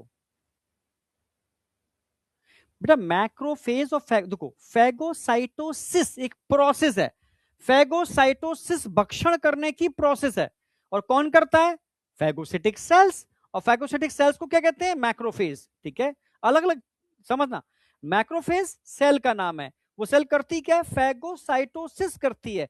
किसी को पकड़ के खाना फैगोसाइटोसिस, पकड़ के पीना पीनोसाइटोसिस, साइटोलॉजी में पढ़ा होगा ना, पीनोसाइटोसिस, फैगोसाइटोसिस। फैगोसाइटोसिस फैगोसिटिक सेल्स करते हैं। फैगोसिटिक सेल्स कौन होते हैं? मैक्रोफेज होते हैं। हाँ मतलब मंथन 2.0 3.0 में मर्ज हो गया है, ठीक है, तभी तो बायोमोलिक्यूल अलग से करा रहे हैं हम लोग वाईटी पर कल शाम को 5 बजे, ठीक है, क्योंकि एंड डेट सबकी सेम रखनी है। तो यही दिमाग में आया कि एंड डेट सेम रखनी है तो ऐसे से क्यों करने की जरूरत है, एनर्जी एक जगह लगा के एक तरीके सिंपल तरीके से लेके चलो ना। चलो, हाँ इन्फिनिटी में किसी को कन्वर्ट करना है तो मैं अभी एक बार बोलूंगा, ठीक है, तो वो एक कोड जनरेट कर देंगे, आप इन्फिनिटी में कन्वर्ट कर लेना, ठीक है। चलो, यहां तक क्लियर है। अब मैं आगे बढ़ रहा हूं, थ्रोम्बोसाइट। थ्रोम्बो माने क्या होता है पता है? थ्रोम्बो माने क्या होता है? माइक्रोफोन, माइक्रोफेज, माइक्रोफेज नहीं मैक्रोफेज। अरे यार, हाँ बेटा मैक्रो, भक्षण कोशिकाएं बोलते हैं मैक्रोफेज को। चलो, थ्रोम्बो, थ्रोम्बो माने क्या होता है? क्लॉट। साइट मतलब सेल, थ्रोम्बो साइट,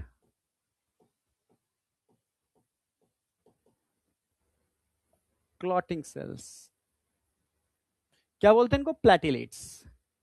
तो सबसे इंपॉर्टेंट चीज बात आती है बनती कैसे हैं, इनको बनाने वाली सेल्स क्या होती है, इनका नंबर कितना होता है, कहां मिलती हैं?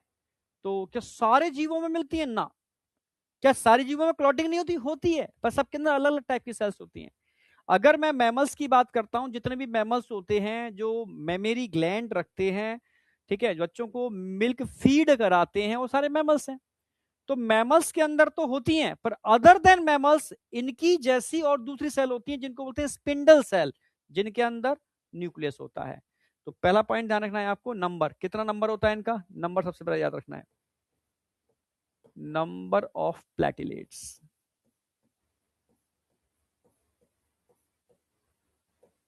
नंबर ऑफ प्लेटिलेट्स क्या होगा? नंबर ऑफ प्लेटिलेट्स की बात करता हूं तो ये लाख में होती हैं, ठीक है।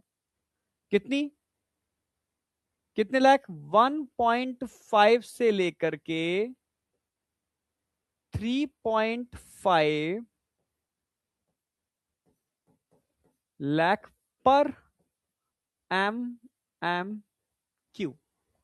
1.5 से लेकर के 3.5 लाख पर MMQ, यानी 1.5 लाख से लेकर के 3.5 लाख पर MMQ। नंबर किसी का नहीं बोलोगे। कहां प्रेजेंट होती है? Present only in mammals, present only in mammals.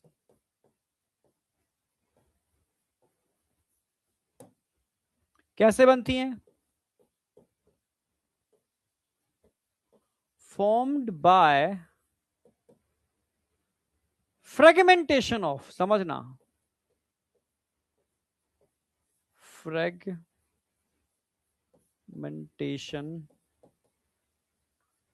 of formed by fragmentation of megakaryocyte cells.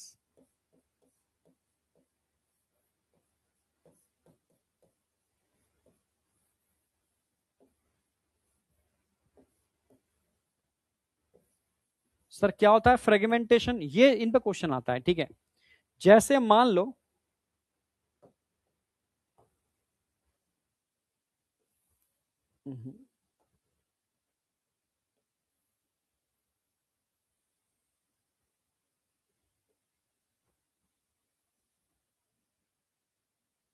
ये एक सेल है जिसका न्यूक्लियस बहुत बड़ा है, मेगा कैरियो, न्यूक्लियस बहुत बड़ा है।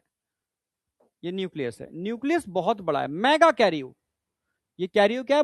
कैरियो मतलब न्यूक्लियस, मेगा कैरियो। मेगा मतलब बड़ा,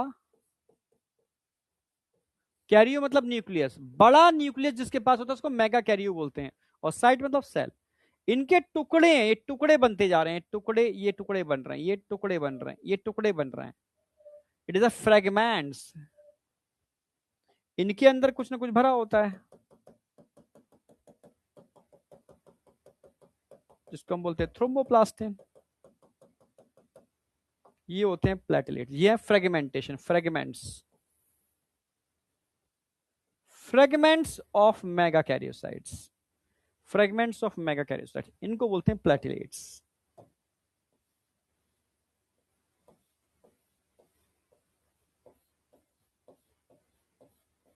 प्लेटलेट्स। अगर प्लेटलेट्स की बात करता हूं, बताओ उसमें न्यूक्लियस प्रेजेंट है? न्यूक्लियस तो यहां पर है। विदाउट न्यूक्लियस, न्यूक्लियस एब्सेंट होगा।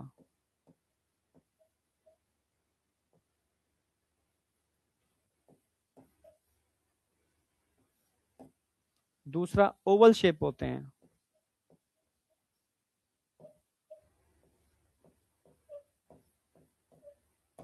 इनके अंदर क्या होता है? थ्रोम्बोप्लास्टिन।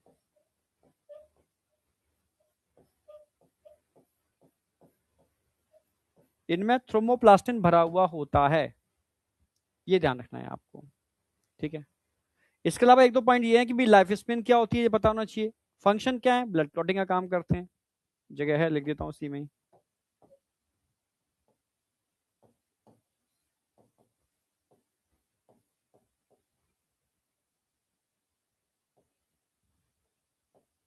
लगभग 7 डेज के आसपास, 1 वीक।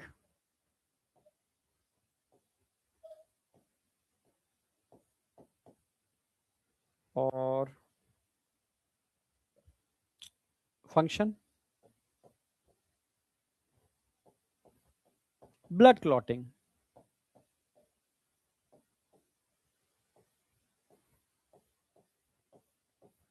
अच्छा, एनसीईआरटी ने एक लास्ट लास्ट में देखो पैरा में एक चीज लिख रखी है, क्लॉटिंग डिसऑर्डर। Yes, thrombocytopenia. अगर प्लेटलेट्स काउंट कम हो जाता है तो क्लॉटिंग डिसऑर्डर हो जाते हैं, जिससे क्लॉटिंग नहीं हो पाती, thrombocytopenia.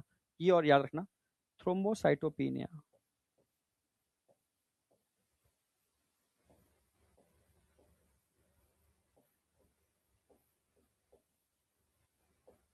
Thrombocytopenia, decrease platelets count.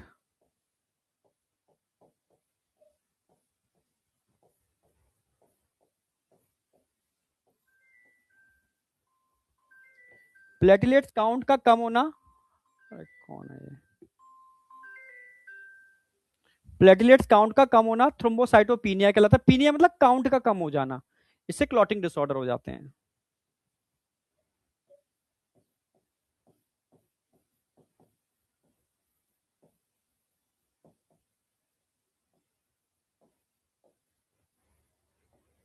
इससे क्लॉटिंग डिसऑर्डर्स हो जाते हैं, ठीक है। ये कंप्लीट है, इससे अलावा कुछ क्वेश्चन बन ही नहीं सकता। नंबर क्या है, कहां मिलते हैं, कैसे बनते हैं, लाइफ स्पेन क्या है, फंक्शन क्या है, थ्रोम्बोसाइटोपिनिया क्लॉटिंग डिसऑर्डर, न्यूक्लियस नहीं होता, ओवल शेप होते हैं, इनमें थ्रोम्बोप्लास्टिन भरा हुआ होता है, बस। इससे बाहर कुछ नहीं आएगा। अगर तू बता ब्लड क्लॉट नहीं होगा तो भाई ब्लड से ही तो सब कुछ बॉडी में हो रहा है। कट लगना स्वाभाविक है, हम तो इंसान है, ठीक है, तो नहीं घर के अंदर बंद ही रहेंगे, चलेंगे फिरेंगे, नेचर ने बड़ा अजीब सा बनाया है। तो कट लगेगा, क्लॉट करना जरूरी है, तभी तो ब्लड रुकेगा। कैसी बात कर रहा है भाई, नीड ब्लड क्लॉट।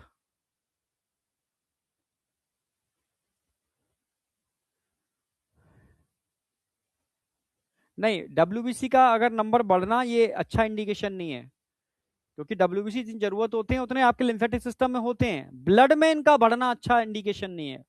जैसे आप शहर में रहते हो, कैंट एरिया अलग होता है, कैंट एरिया में आपके सोल्जर्स रहते हैं, तो सोल्जर्स के लिए कैंट एरिया बनाया गया है। सिविलियन एरिया के अंदर सोल्जर्स बस थोड़े बहुत दिखेंगे आपको, कभी कुछ सामान खरीदने आ रहे हैं कुछ, बस कैंट एरिया में मिलेंगे। अगर सोचो सिविलियन एरिया के अंदर आपके सारे सोल्जर्स आ गए टैंकर ले लेकर के, बंदूकें ले लेकर के, तो क्या तुम जी पाओगे? ये इंडिकेशन क्या है? ये इंडिकेशन है कि तुम्हारे सिविलियन एरिया में कोई, ठीक है, हाँ, मिलिटेंट आ चुका है।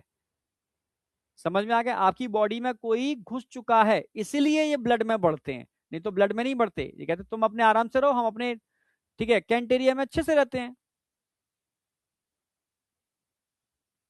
हाँ, अभी बताऊंगा ना, क्लॉटिंग क्लॉटिंग कराया कहाँ है मैंने, अभी क्लॉटिंग तो कराना स्टार्ट करूंगा। हाँ, बी लिम्फोसाइट ही तो डिवाइड करते हैं प्लाज्मा सेल्स और मेमोरी सेल्स के अंदर।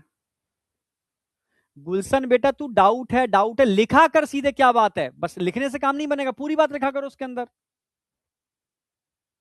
हाँ, तभी डॉक्टर कहते हैं बेटा कि अगर डब्ल्यूबीसी काउंट बढ़ रहा है तो ठीक नहीं है।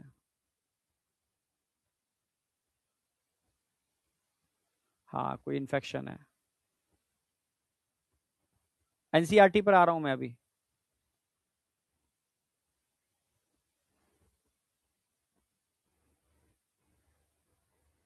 सारे टेस्ट एक साथ एक कंबाइंड टेस्ट होगा, फुल लेंथ टेस्ट होगा, ठीक है, 720 नंबर जैसा होता है आपका।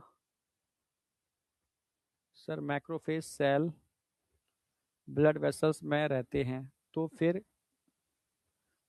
कोलेस्ट्रॉल डिपोजिशन को डाइजेस्ट।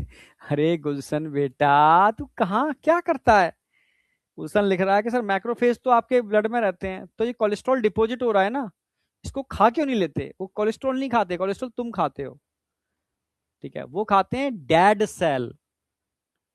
समझ रहे हो? हाँ, डेड सेल, या उन सेल को जो आपके शरीर को नुकसान पहुंचा सकती हैं, cancer cell, virus infected cell, इनको खाते हैं, वो कोलेस्ट्रॉल नहीं खाते। समझे? हाँ, सीरोटोनिन एस्थमा में रूल होता है, ब्रोंकियो कॉन्स्ट्रिक्टर होता है, बिल्कुल, क्योंकि सीरोटोनिन का काम ही है सीरोटोनिन कॉन्ट्रैक्शन कराना। ब्रोंकाई और ब्रोंक्यूल में स्मूथ मसल्स होते हैं, उनमें कॉन्ट्रैक्शन करा देता है बस, तो नैरो पैसेज नैरो हो जाता है, सिंपल सी बात है, तभी तो एलर्जी होती है। अब तुम डाउट ही पूछ लो सारे, ठीक है, मत पढ़ो, आज पढ़ो मत, डाउट पूछो। जब मैं एक एक चीज क्लियर करके करा रहा हूं तब तुम कह रहे हो डाउट। CD4 रिसेप्टर तुमसे किसने कहा अब CD4 रिसेप्टर पढ़ने? CD4 रिसेप्टर मैंने चलो उस सिस्टम में करा दिए थे वहां पर, ठीक है। CD4 receptor cluster differentiated four molecule, लोगों को तो फुल फॉर्म भी नहीं पता होगी CD4 रिसेप्टर की। हाँ, उनकी जरूरत नहीं है CD4 रिसेप्टर की। अब आ जाओ, क्लॉट एंड कोएगुलेंट आर, देखो, एक होता है थ्रोम्बस, एक होता है क्लॉट। थ्रोम्बस बॉडी के अंदर अगर क्लॉट या कोएगुलेशन होता है, ये की बात है, क्लॉट कोएगुलेशन बॉडी के अंदर होता है, इसको बोलते हैं थ्रोम्बस फॉर्मेशन, और बाहर होता है इसको बोलते हैं क्लॉटिंग।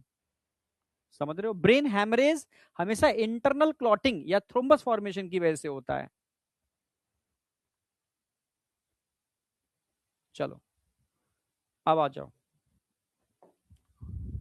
अच्छा, एक ये क्वेश्चन आएगा, तीनों के पूछे जाएंगे, तो पहचान में आना चाहिए, आरबीसी कैसे हैं, प्लेटलेट्स कैसे हैं। इयोसिनोफिल्स के अंदर हेडफोन जैसा न्यूक्लियस होगा, हेडफोन जैसा न्यूक्लियस होगा, समझ जाना इयोसिनोफिल्स की बात चल रही है, ठीक है। यहाँ बेसोफिल्स के अंदर देखो एस शेप न्यूक्लियस है, डॉट दिख रहे हैं, पर ग्रेन्यूल्स दिख रहे हैं।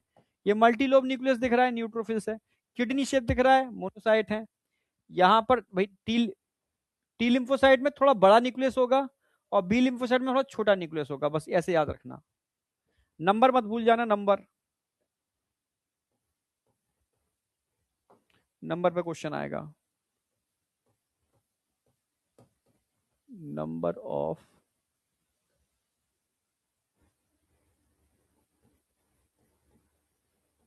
ब्लड सेल्स, ये क्वेश्चन पूछा जाता है। सबसे ज्यादा नंबर होता है आरबीसी का, सबसे ज्यादा आरबीसी।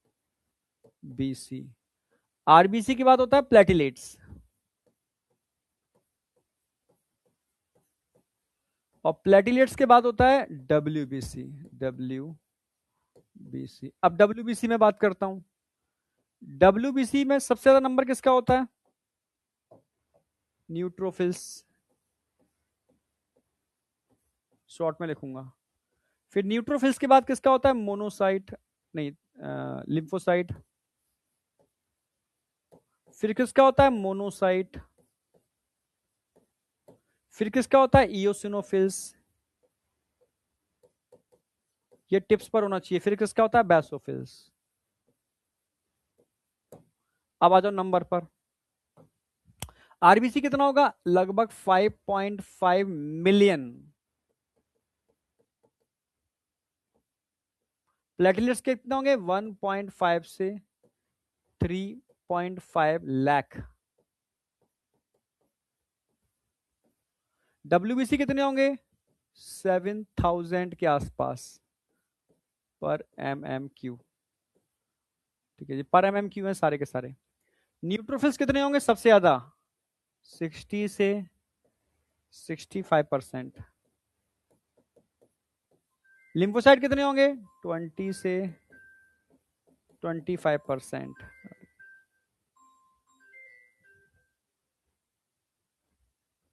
मोनोसाइट कितने होंगे? 6 से 8%। इयोसिनोफिल्स 2 से 3%। बैसोफिल्स कितने होंगे? 0.5 से 1%। ये तुम्हें क्वेश्चन मिल जाएगा, 100% कह रहा हूं मैं।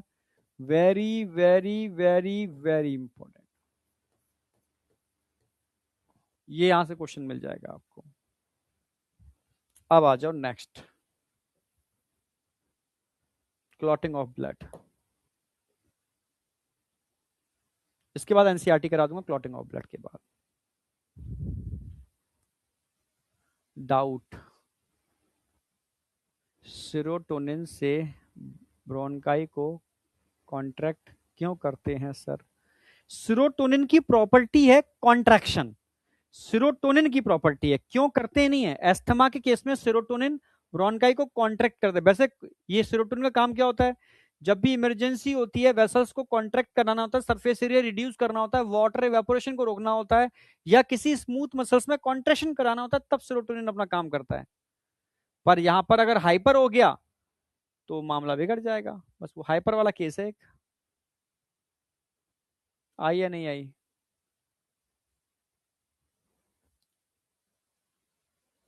हाँ, अब आ जाओ नेक्स्ट। इसके बाद क्वेश्चन तो कराने हैं, चलो हो तो जाएंगे। चलो पहले मैं क्लॉटिंग करा दूं।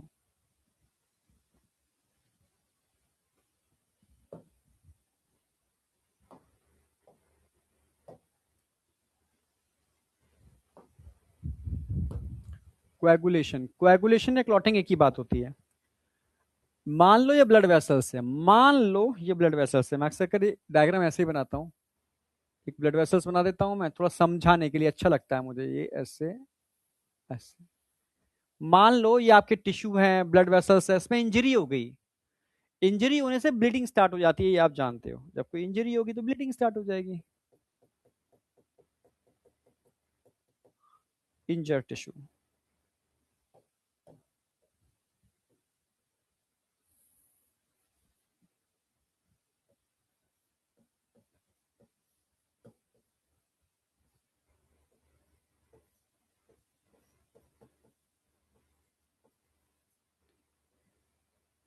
इंजर टिश्यू क्या रिलीज करते हैं? थ्रोम्बोप्लास्टिन।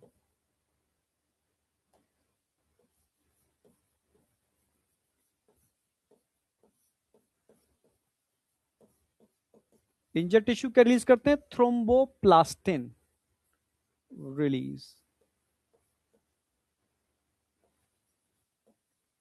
अब आ जाओ, इस थ्रोम्बोप्लास्टिन से क्या होगा? इस थ्रोम्बोप्लास्टिन से जो भी ब्लड में प्लेटिलेट्स रोटेट कर रहे थे, घूम रहे थे, निकल रहे थे, जा रहे थे, ये थ्रोम्बोप्लास्टिन कहेगा कि भैया रुक जाओ, तुम्हारी जरूरत है, यहां पर एक्यूमुलेट हो जाओ, क्योंकि तुम्हारे अंदर कुछ है, यानी थ्रोम्बोप्लास्टिन, उसकी जरूरत है।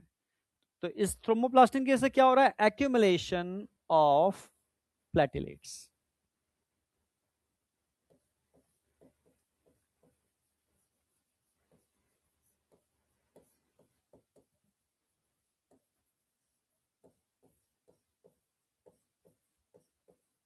बस प्लेटलेट्स का एक्यूमुलेशन स्टार्ट हो गया। और प्लेटलेट्स क्या रिलीज करेंगे? अब प्लेटलेट्स क्या रिलीज करेंगे जरा बताओ भाई। यहां थ्रोम्बोप्लास्टिन इंजर टिश्यू से रिलीज हो रहा है, तो प्लेटलेट से भी थ्रोम्बोप्लास्टिन ही रिलीज होगा। Thromboplastin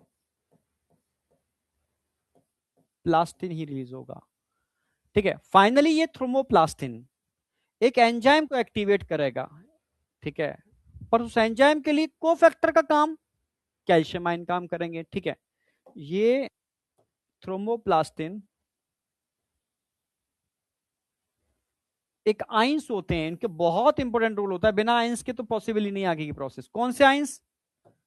calcium ion, which act as cofactor, ये एंजाइम में पढ़ाया था मैंने। ठीक है, कैल्शियम आयन की प्रेजेंस में सारा ही थ्रोम्बोप्लास्टिन एक्टिवेट करता है, activation of enzyme complex.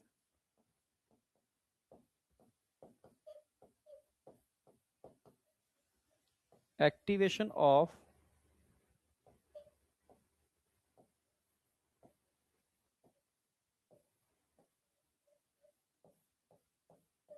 Enzyme complex. कौन सा एंजाइम कॉम्प्लेक्स? प्रोथोनेज या थ्रोम्बोकाइनेज,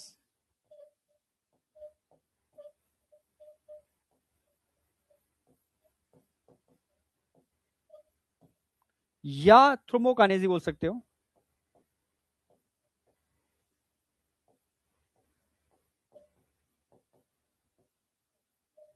प्रोथोम्बिनेज या thrombokinase, activation of enzyme complex prothrombinase और थ्रोम्बोकाइनेज किसके थ्रो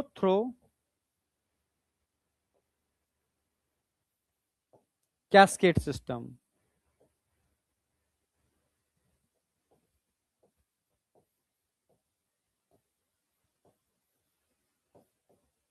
कैस्केड सिस्टम का मतलब है कई इंटरमीडिएट इसमें होते हैं। जैसे मानो कि भाई ये C1 है, ये C2 को एक्टिव करेगा, ये C3 को एक्टिव करेगा, ये C4 को एक्टिव करेगा, एक भी गायब हो गया ना तो अगली प्रोसेस ही नहीं होगी।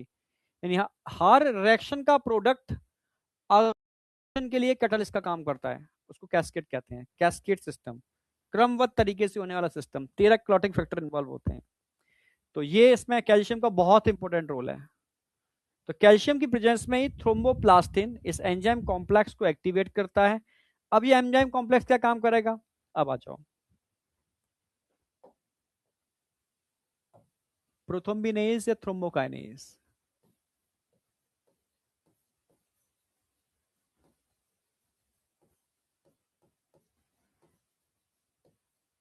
ये प्रोथोम्बिनेज जो एंजाइम कॉम्प्लेक्स था, ठीक है, ये एक काम क्या करेगा? Inactivation of heparin, in activation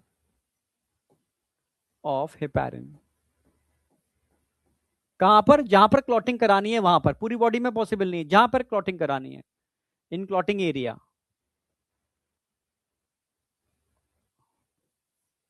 in clotting area. अब अगला क्या काम करेगा? और क्या काम करता है? प्रोथोम्बिनेज या थ्रोम्बोकाइनेज। अब आपका यहां लिवर है, लिवर तो जानते हो, लिवर मतलब जिगर, लिवर मतलब जिगर। ठीक है, लिवर आपके ब्लड में एक प्रोटीन को रिलीज करता है, नाम ही क्या है? प्रोथोम्बिन। ये रिलीज करता है ब्लड में एक प्रोटीन को, रिलीज।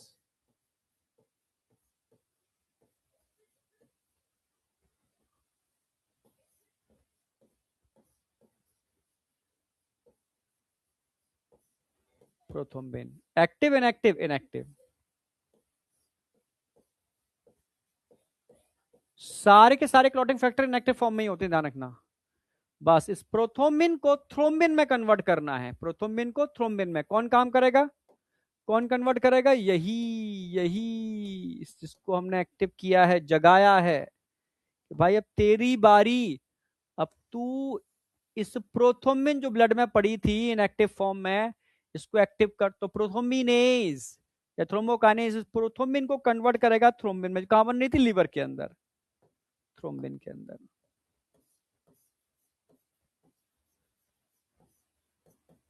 थ्रोम्बिन एक्टिव है इनएक्टिव है, ये एक्टिव फॉर्म है, एक्टिव। बस एक बार थ्रोम्बिन एक्टिव हो गया ना, तो ये अगला अगला प्रोटीन होता है फिब्रिनोजन, ये भी लिवर में बन रहा है, मैंने कहा ब्लड प्रोटीन लिवर में बनते हैं। फिब्रिनो प्रोथ्रोम्बिन और फिब्रिनोजन लिवर में बनते हैं।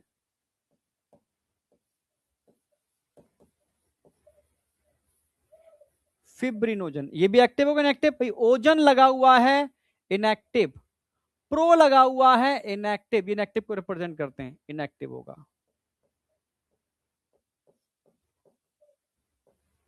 बस इसको एक्टिव करने के लिए हमें कौन चाहिए भाई, कैस्केड सिस्टम है ना, ये एक्टिव हो गया, ये इसको एक्टिव करेगा, ये इसको एक्टिव करेगा, थ्रोम्बिन, और फिब्रिनोजन कन्वर्ट इनटू फिब्रिन।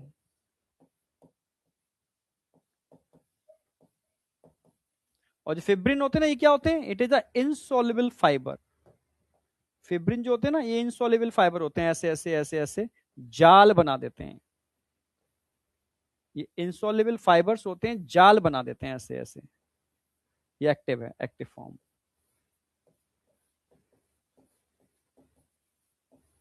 ठीक है, इनसॉल्युबल फाइबर होते हैं, जाल बना दिया इन्होंने तो, इनसॉल्युबल फाइबर ने तो।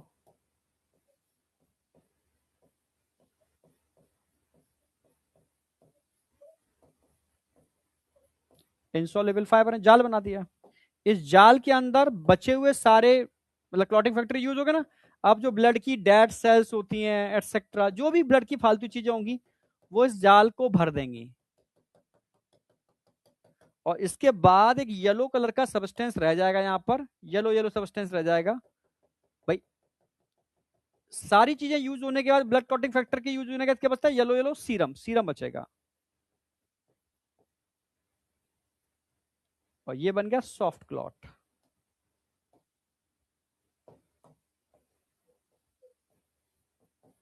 सॉफ्ट क्लॉट, और जो एयर के कांटेक्ट में आएगा तो क्या बन जाएगा, हार्ड क्लॉट।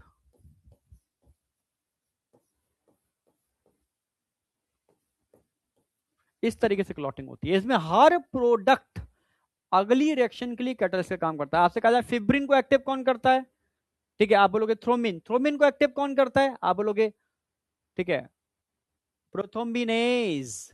किस में कन्वर्जन भाई, प्रोथ्रोम्बिन थ्रोम्बिन में कन्वर्ट होता है, फिब्रिनोजन फिब्रिन में कन्वर्ट होता है, तब जाल बनता है। सिंपल फॉर्म में बताऊं तो एक बार मैं फिर से रिपीट कर रहा हूं भाई, इंजरी हुई तो इंजर्ड टिश्यू थ्रोम्बोप्लास्टिन रिलीज करेंगे, ये थ्रोम्बोप्लास्टिन एक्यूमुलेशन ऑफ प्लेटिलेट्स के लिए काम करेगा, प्लेटिलेट से थ्रोम्बोप्लास्टिन निकलेगा, कैल्शियम से मिलकर के ये इस एंजाइम कॉम्प्लेक्स को एक्टिवेट कर देगा, एंजाइम कॉम्प्लेक्स एक्टिवेट होते ही ये हेपारिन को इनएक्टिव करेगा, और लिवर से निकलने वाली प्रोथ्रोम्बिन को थ्रोम्बिन में, थ्रोम्बिन फिब्रिनोजन को फिब्रिन में, हो गया सॉफ्ट क्लॉट, ईयर के कॉन्टेक्ट में आके हार्ड क्लॉट। यानी इस प्रोसेस के अंदर it is a sequence of, it is a sequence of, it is a sequence of response.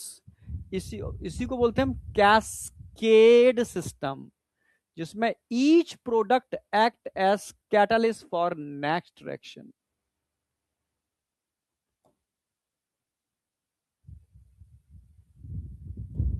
समझ रहे हो, इसी को बोलते हैं हम cascade system.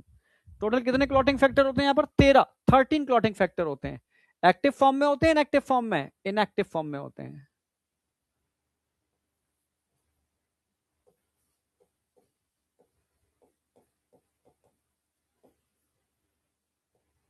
Thirteen clotting factor inactive form में होते हैं। Calcium ion play very important role in clotting reaction. ये कंप्लीट हो गया, अब मैं क्वेश्चन कराऊंगा जबरदस्त वाले, पर उससे पहले एनसीईआरटी आएगी। अब मुझे बताओ, यहां तक कोई डाउट? कैस्केड सिस्टम में 13 स्टेप। यस, पूरा क्लॉटिंग मैकेनिज्म ही कैस्केड सिस्टम है। यस, पूरा क्लॉटिंग मैकेनिज्म ही कैस्केड सिस्टम है।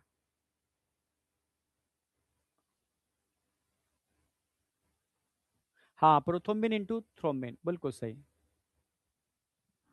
ठीक है, अब आ जाओ, पहले एनसीईआरटी कराऊंगा, फिर नोट्स तुम्हारे अपलोड कर दूंगा, उससे लिख लेना। Leucocyte are also known as, ये तो करा चुका हूँ। डब्ल्यूबीसी तो खैर सिंपल है, ये तो मैं करा चुका हूँ। डिट्टो पूरी एनसीईआरटी ही कराई है मैंने। ये भी एनसीईआरटी यहां से कराता हूँ, क्लॉटिंग वाला। एक बार देख लो। You know that when you cut your finger, ठीक है, या मतलब आप उसको अपने हिसाब से कट कर लो।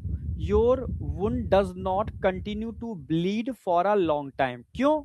क्योंकि usually the blood stop flowing after some time. भाई रुक जाएगा ब्लड, ठीक है। अब आ जाओ। Do you know why blood exhibit coagulation और क्लॉटिंग? ब्लड का क्या होता है यहां पर?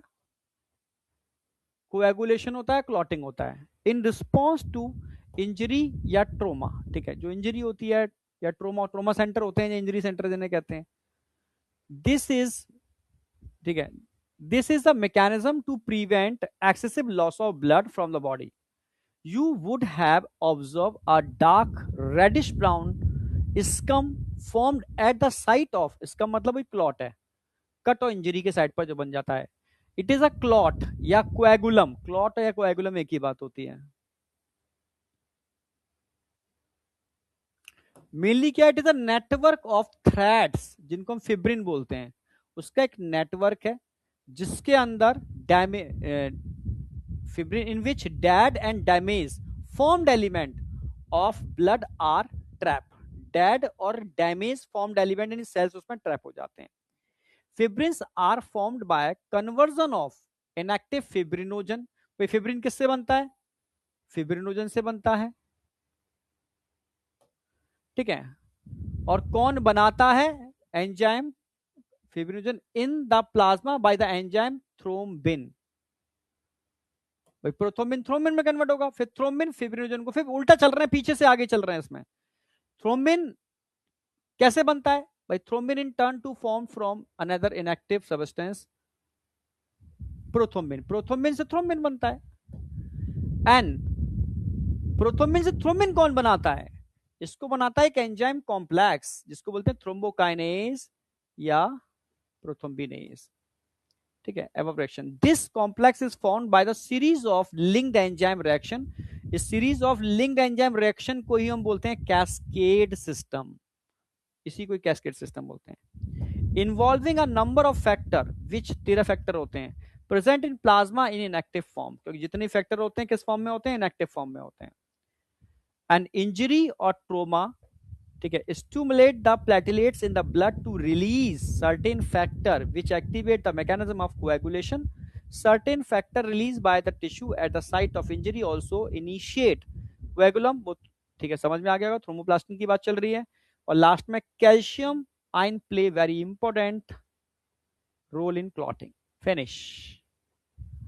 अब क्वेश्चन देखते हैं तुम कितने लगा पाते हो। बहुत जबरदस्त क्वेश्चन है। क्वेश्चन नंबर 1 आपके सामने है। ये कौन है ये?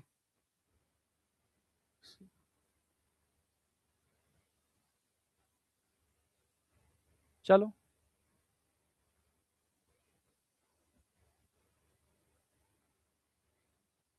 हाँ बेटा, मस्त सेल अलग होती हैं, यहाँ पर बेसोफिल्स हैं। इस संडे को टेस्ट नहीं होगा, अगले संडे को टेस्ट होगा तुम्हारा।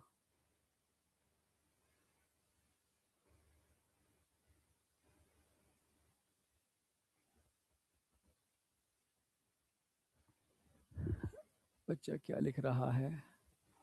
सर जी मेगा कैरियोसाइट बनाएं या ब्लड कैपिलरी डायग्राम में? This chat is between you and teacher only. हाँ, चैट हमारे और तुम्हारे बीच में ही है, प्राइवेट कर रखी है चैट मैंने इसलिए। क्वेश्चन नंबर 1 तुम्हारे सामने, जरा दो इसका रिस्पॉन्स यार, ठीक है। A mature mammalian red blood cell lack a nucleus and mitochondria. Which of the following is a direct logical physiological consequence of this structural adaptation. भाई क्यों है, तो मैक्सिमम बच्चे बी लगा रहे हैं। बी क्यों लगा रहे हैं? It generate all its ATP by anaerobic glycolysis and does not consume any of the oxygen. बिल्कुल सही। जिससे कि ये अलग, ये दुष्ट लोग कहीं ऐसा ना हो कि ऑक्सीजन को यूटिलाइज कर लें, इसलिए बी ऑप्शन होगा बिल्कुल सही। Absolutely right. Question number next आपको देखो, consider the following statement regarding the formed element of blood. बताओ which of the statement are consider correct. Correct पूछे, कितने स्टेटमेंट करेक्ट होंगे इसके अंदर?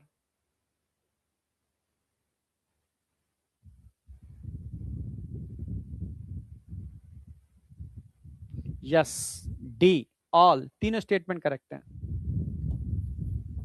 तीनों ही करेक्ट हैं। In a healthy adult human, which of the following is the correct decreasing order of which different white blood cells based on their percentage? भाई percentage के हिसाब से डिक्रीजिंग ऑर्डर में बताना है। डिक्रीजिंग ऑर्डर मतलब सबसे पहले क्या आएंगी? न्यूट्रोफिल्स। तो न्यूट्रोफिल्स यहां दे रखी हैं, पहले यहां दे रखी है, यानी ए और सी में से एक है, ए और सी में से एक है, तो मोनोसाइट तो आएगा नहीं, लिम्फो आएगा, मोनो आएगा, ईयू आएगा, बेसो आएगा, ए ऑप्शन आ जाएगा। Which of the following statement correctly identify the function of blood protein involved in coagulation? बताओ इसको जल्दी, सब नए क्वेश्चंस हैं। Heparin convert fibrinogen into fibrin to form clot, गलत। Prothrombin is synthesized in lungs and act as active enzyme, no. Thrombin act as enzyme to convert soluble fibrinogen into insoluble fibrin। बिल्कुल सही। Prothrombin thrombin में convert होता है, thrombin का काम होता है कि सॉल्युबल फिब्रिनोजन को इनसॉल्युबल फिब्रिन में कन्वर्ट करना। ठीक है, फिब्रिनोजन इज अ एक्टिव, गलत हो गया, सी ऑप्शन आएगा। जो सी लगा रहे हैं सही लगा रहे हैं। Blood serum lack the ability to clot, which of the following is the most accurate biochemical reason for this? भाई ब्लड सीरम के पास clotting ability, lack the ability to clot, serum के पास क्लॉटिंग एबिलिटी नहीं होती। क्यों नहीं होती? क्योंकि सीरम के अंदर क्लॉटिंग फैक्टर नहीं होते। Serum is plasma from which fibrinogen and other clotting factor have been removed. Yes, C आएगा। सी जो लगा रहे हैं बिल्कुल सी लगा रहे हैं, एब्सोल्युटली राइट।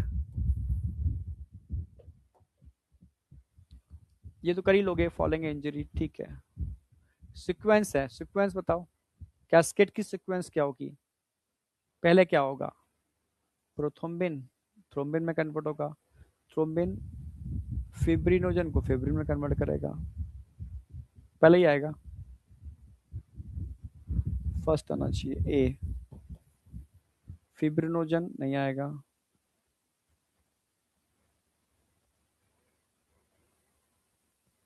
ए आएगा। अ पेशेंट ब्लड टेस्ट, जरा बताओ क्या होगा, जल्दी बताओ। अच्छा क्वेश्चन है, तुम्हारे मतलब का है। Yes, calcium ion. भाई कोफैक्टर का काम कौन कर रहा है? ठीक है, कोफैक्टर, इसको एक्टिव करने के लिए calcium ion act as cofactor. Liver cirrhosis can, मतलब किसी का लिवर कायरोसिस हो गया है, तो क्या दिक्कत आएगी उसको? लिवर कायरोसिस होने का मतलब है अब उसका लिवर प्रॉपर काम नहीं कर रहा, लिवर फाइब्रोसिस हो गया, उसके बाद कायरोसिस। तो द लिवर सिंथेसाइज की clotting factor like prothrombin and fibrinogen, इसमें दिक्कत आएगी, डी ऑप्शन आएगा। भाई क्लॉटिंग की बात चल रही है तो डी ऑप्शन आएगा, तो लिवर कायरोसिस खतरनाक होता है। Which of the following statement are correct? कितने स्टेटमेंट करेक्ट हैं, ढूंढो क्वेश्चन। अब क्वेश्चन है ये आपको खुद करने हैं, ये सारे क्वेश्चन आपको खुद करने हैं, ये सारे क्वेश्चन आपको खुद करने हैं। ये क्वेश्चन करने सबको है, लेकिन सबको करने हैं क्यों? क्योंकि इनसे तुम्हारा नीट में स्टार्टिंग में लॉजिक कराया करूंगा, और बाद में नीट में जो क्वेश्चन आए हुए हैं या जो आते हैं वो कराया करूंगा, ठीक है। तो मिलते हैं थर्सडे को। क्लॉटिंग तक मैंने करा दिया है बहुत अच्छी तरीके से। ब्लड ग्रुप मैं कराऊंगा, तो इतना पूरा तैयारी से करके आओगे, नीट एडवांस के पूरे क्वेश्चन लगा के आओगे, ये ध्यान रखना। तो नीट एडवांस के क्वेश्चन आज आप लगा पाओगे, आज तो तुम बहुत अच्छे से लगा लोगे, बिल्कुल बहुत बढ़िया लगा दोगे। कितने क्वेश्चन लगा दोगे मैं बता देता हूँ नीट एडवांस के। आप कोएगुलेशन ऑफ ब्लड की भी लगा लोगे, बहुत बढ़िया। यानी आप 51 क्वेश्चन लगा सकते हो, 51 क्वेश्चन, यानी 50-51 क्वेश्चन आपको लगाने हैं यहां से। ब्लड ग्रुप वाले छोड़ देना, ब्लड ग्रुप वाले क्वेश्चन छोड़ करके आप 51 क्वेश्चन टोटल हैं, जिसमें ब्लड ग्रुप वाले छोड़ देना क्योंकि वो पार्ट मुझे रह गया, बाद बाकी का आप सारे क्वेश्चन लगा सकते हो, ठीक है। तो नीट एडवांस क्वेश्चन आपको लगाने हैं, ठीक है। इस सब का रिवीजन करना और एक बार एनसीईआरटी खुद पढ़नी है। बात बाकी है, कल शाम को 5 बजे हम मिल रहे हैं बायोमोलिक्यूल के साथ। जबरदस्त तरीके से मैं रिवाइज कराऊंगा, बेसिक से कराऊंगा, मजा आ जाएगा आपको, ठीक है। चलो, और बढ़िया तरीके से कराऊंगा, मजा आएगा आपको, ठीक है। कल मिलते हैं शाम को 5 बजे। अपडेट करने वाला कोड मैं अभी बोलता हूं मैं।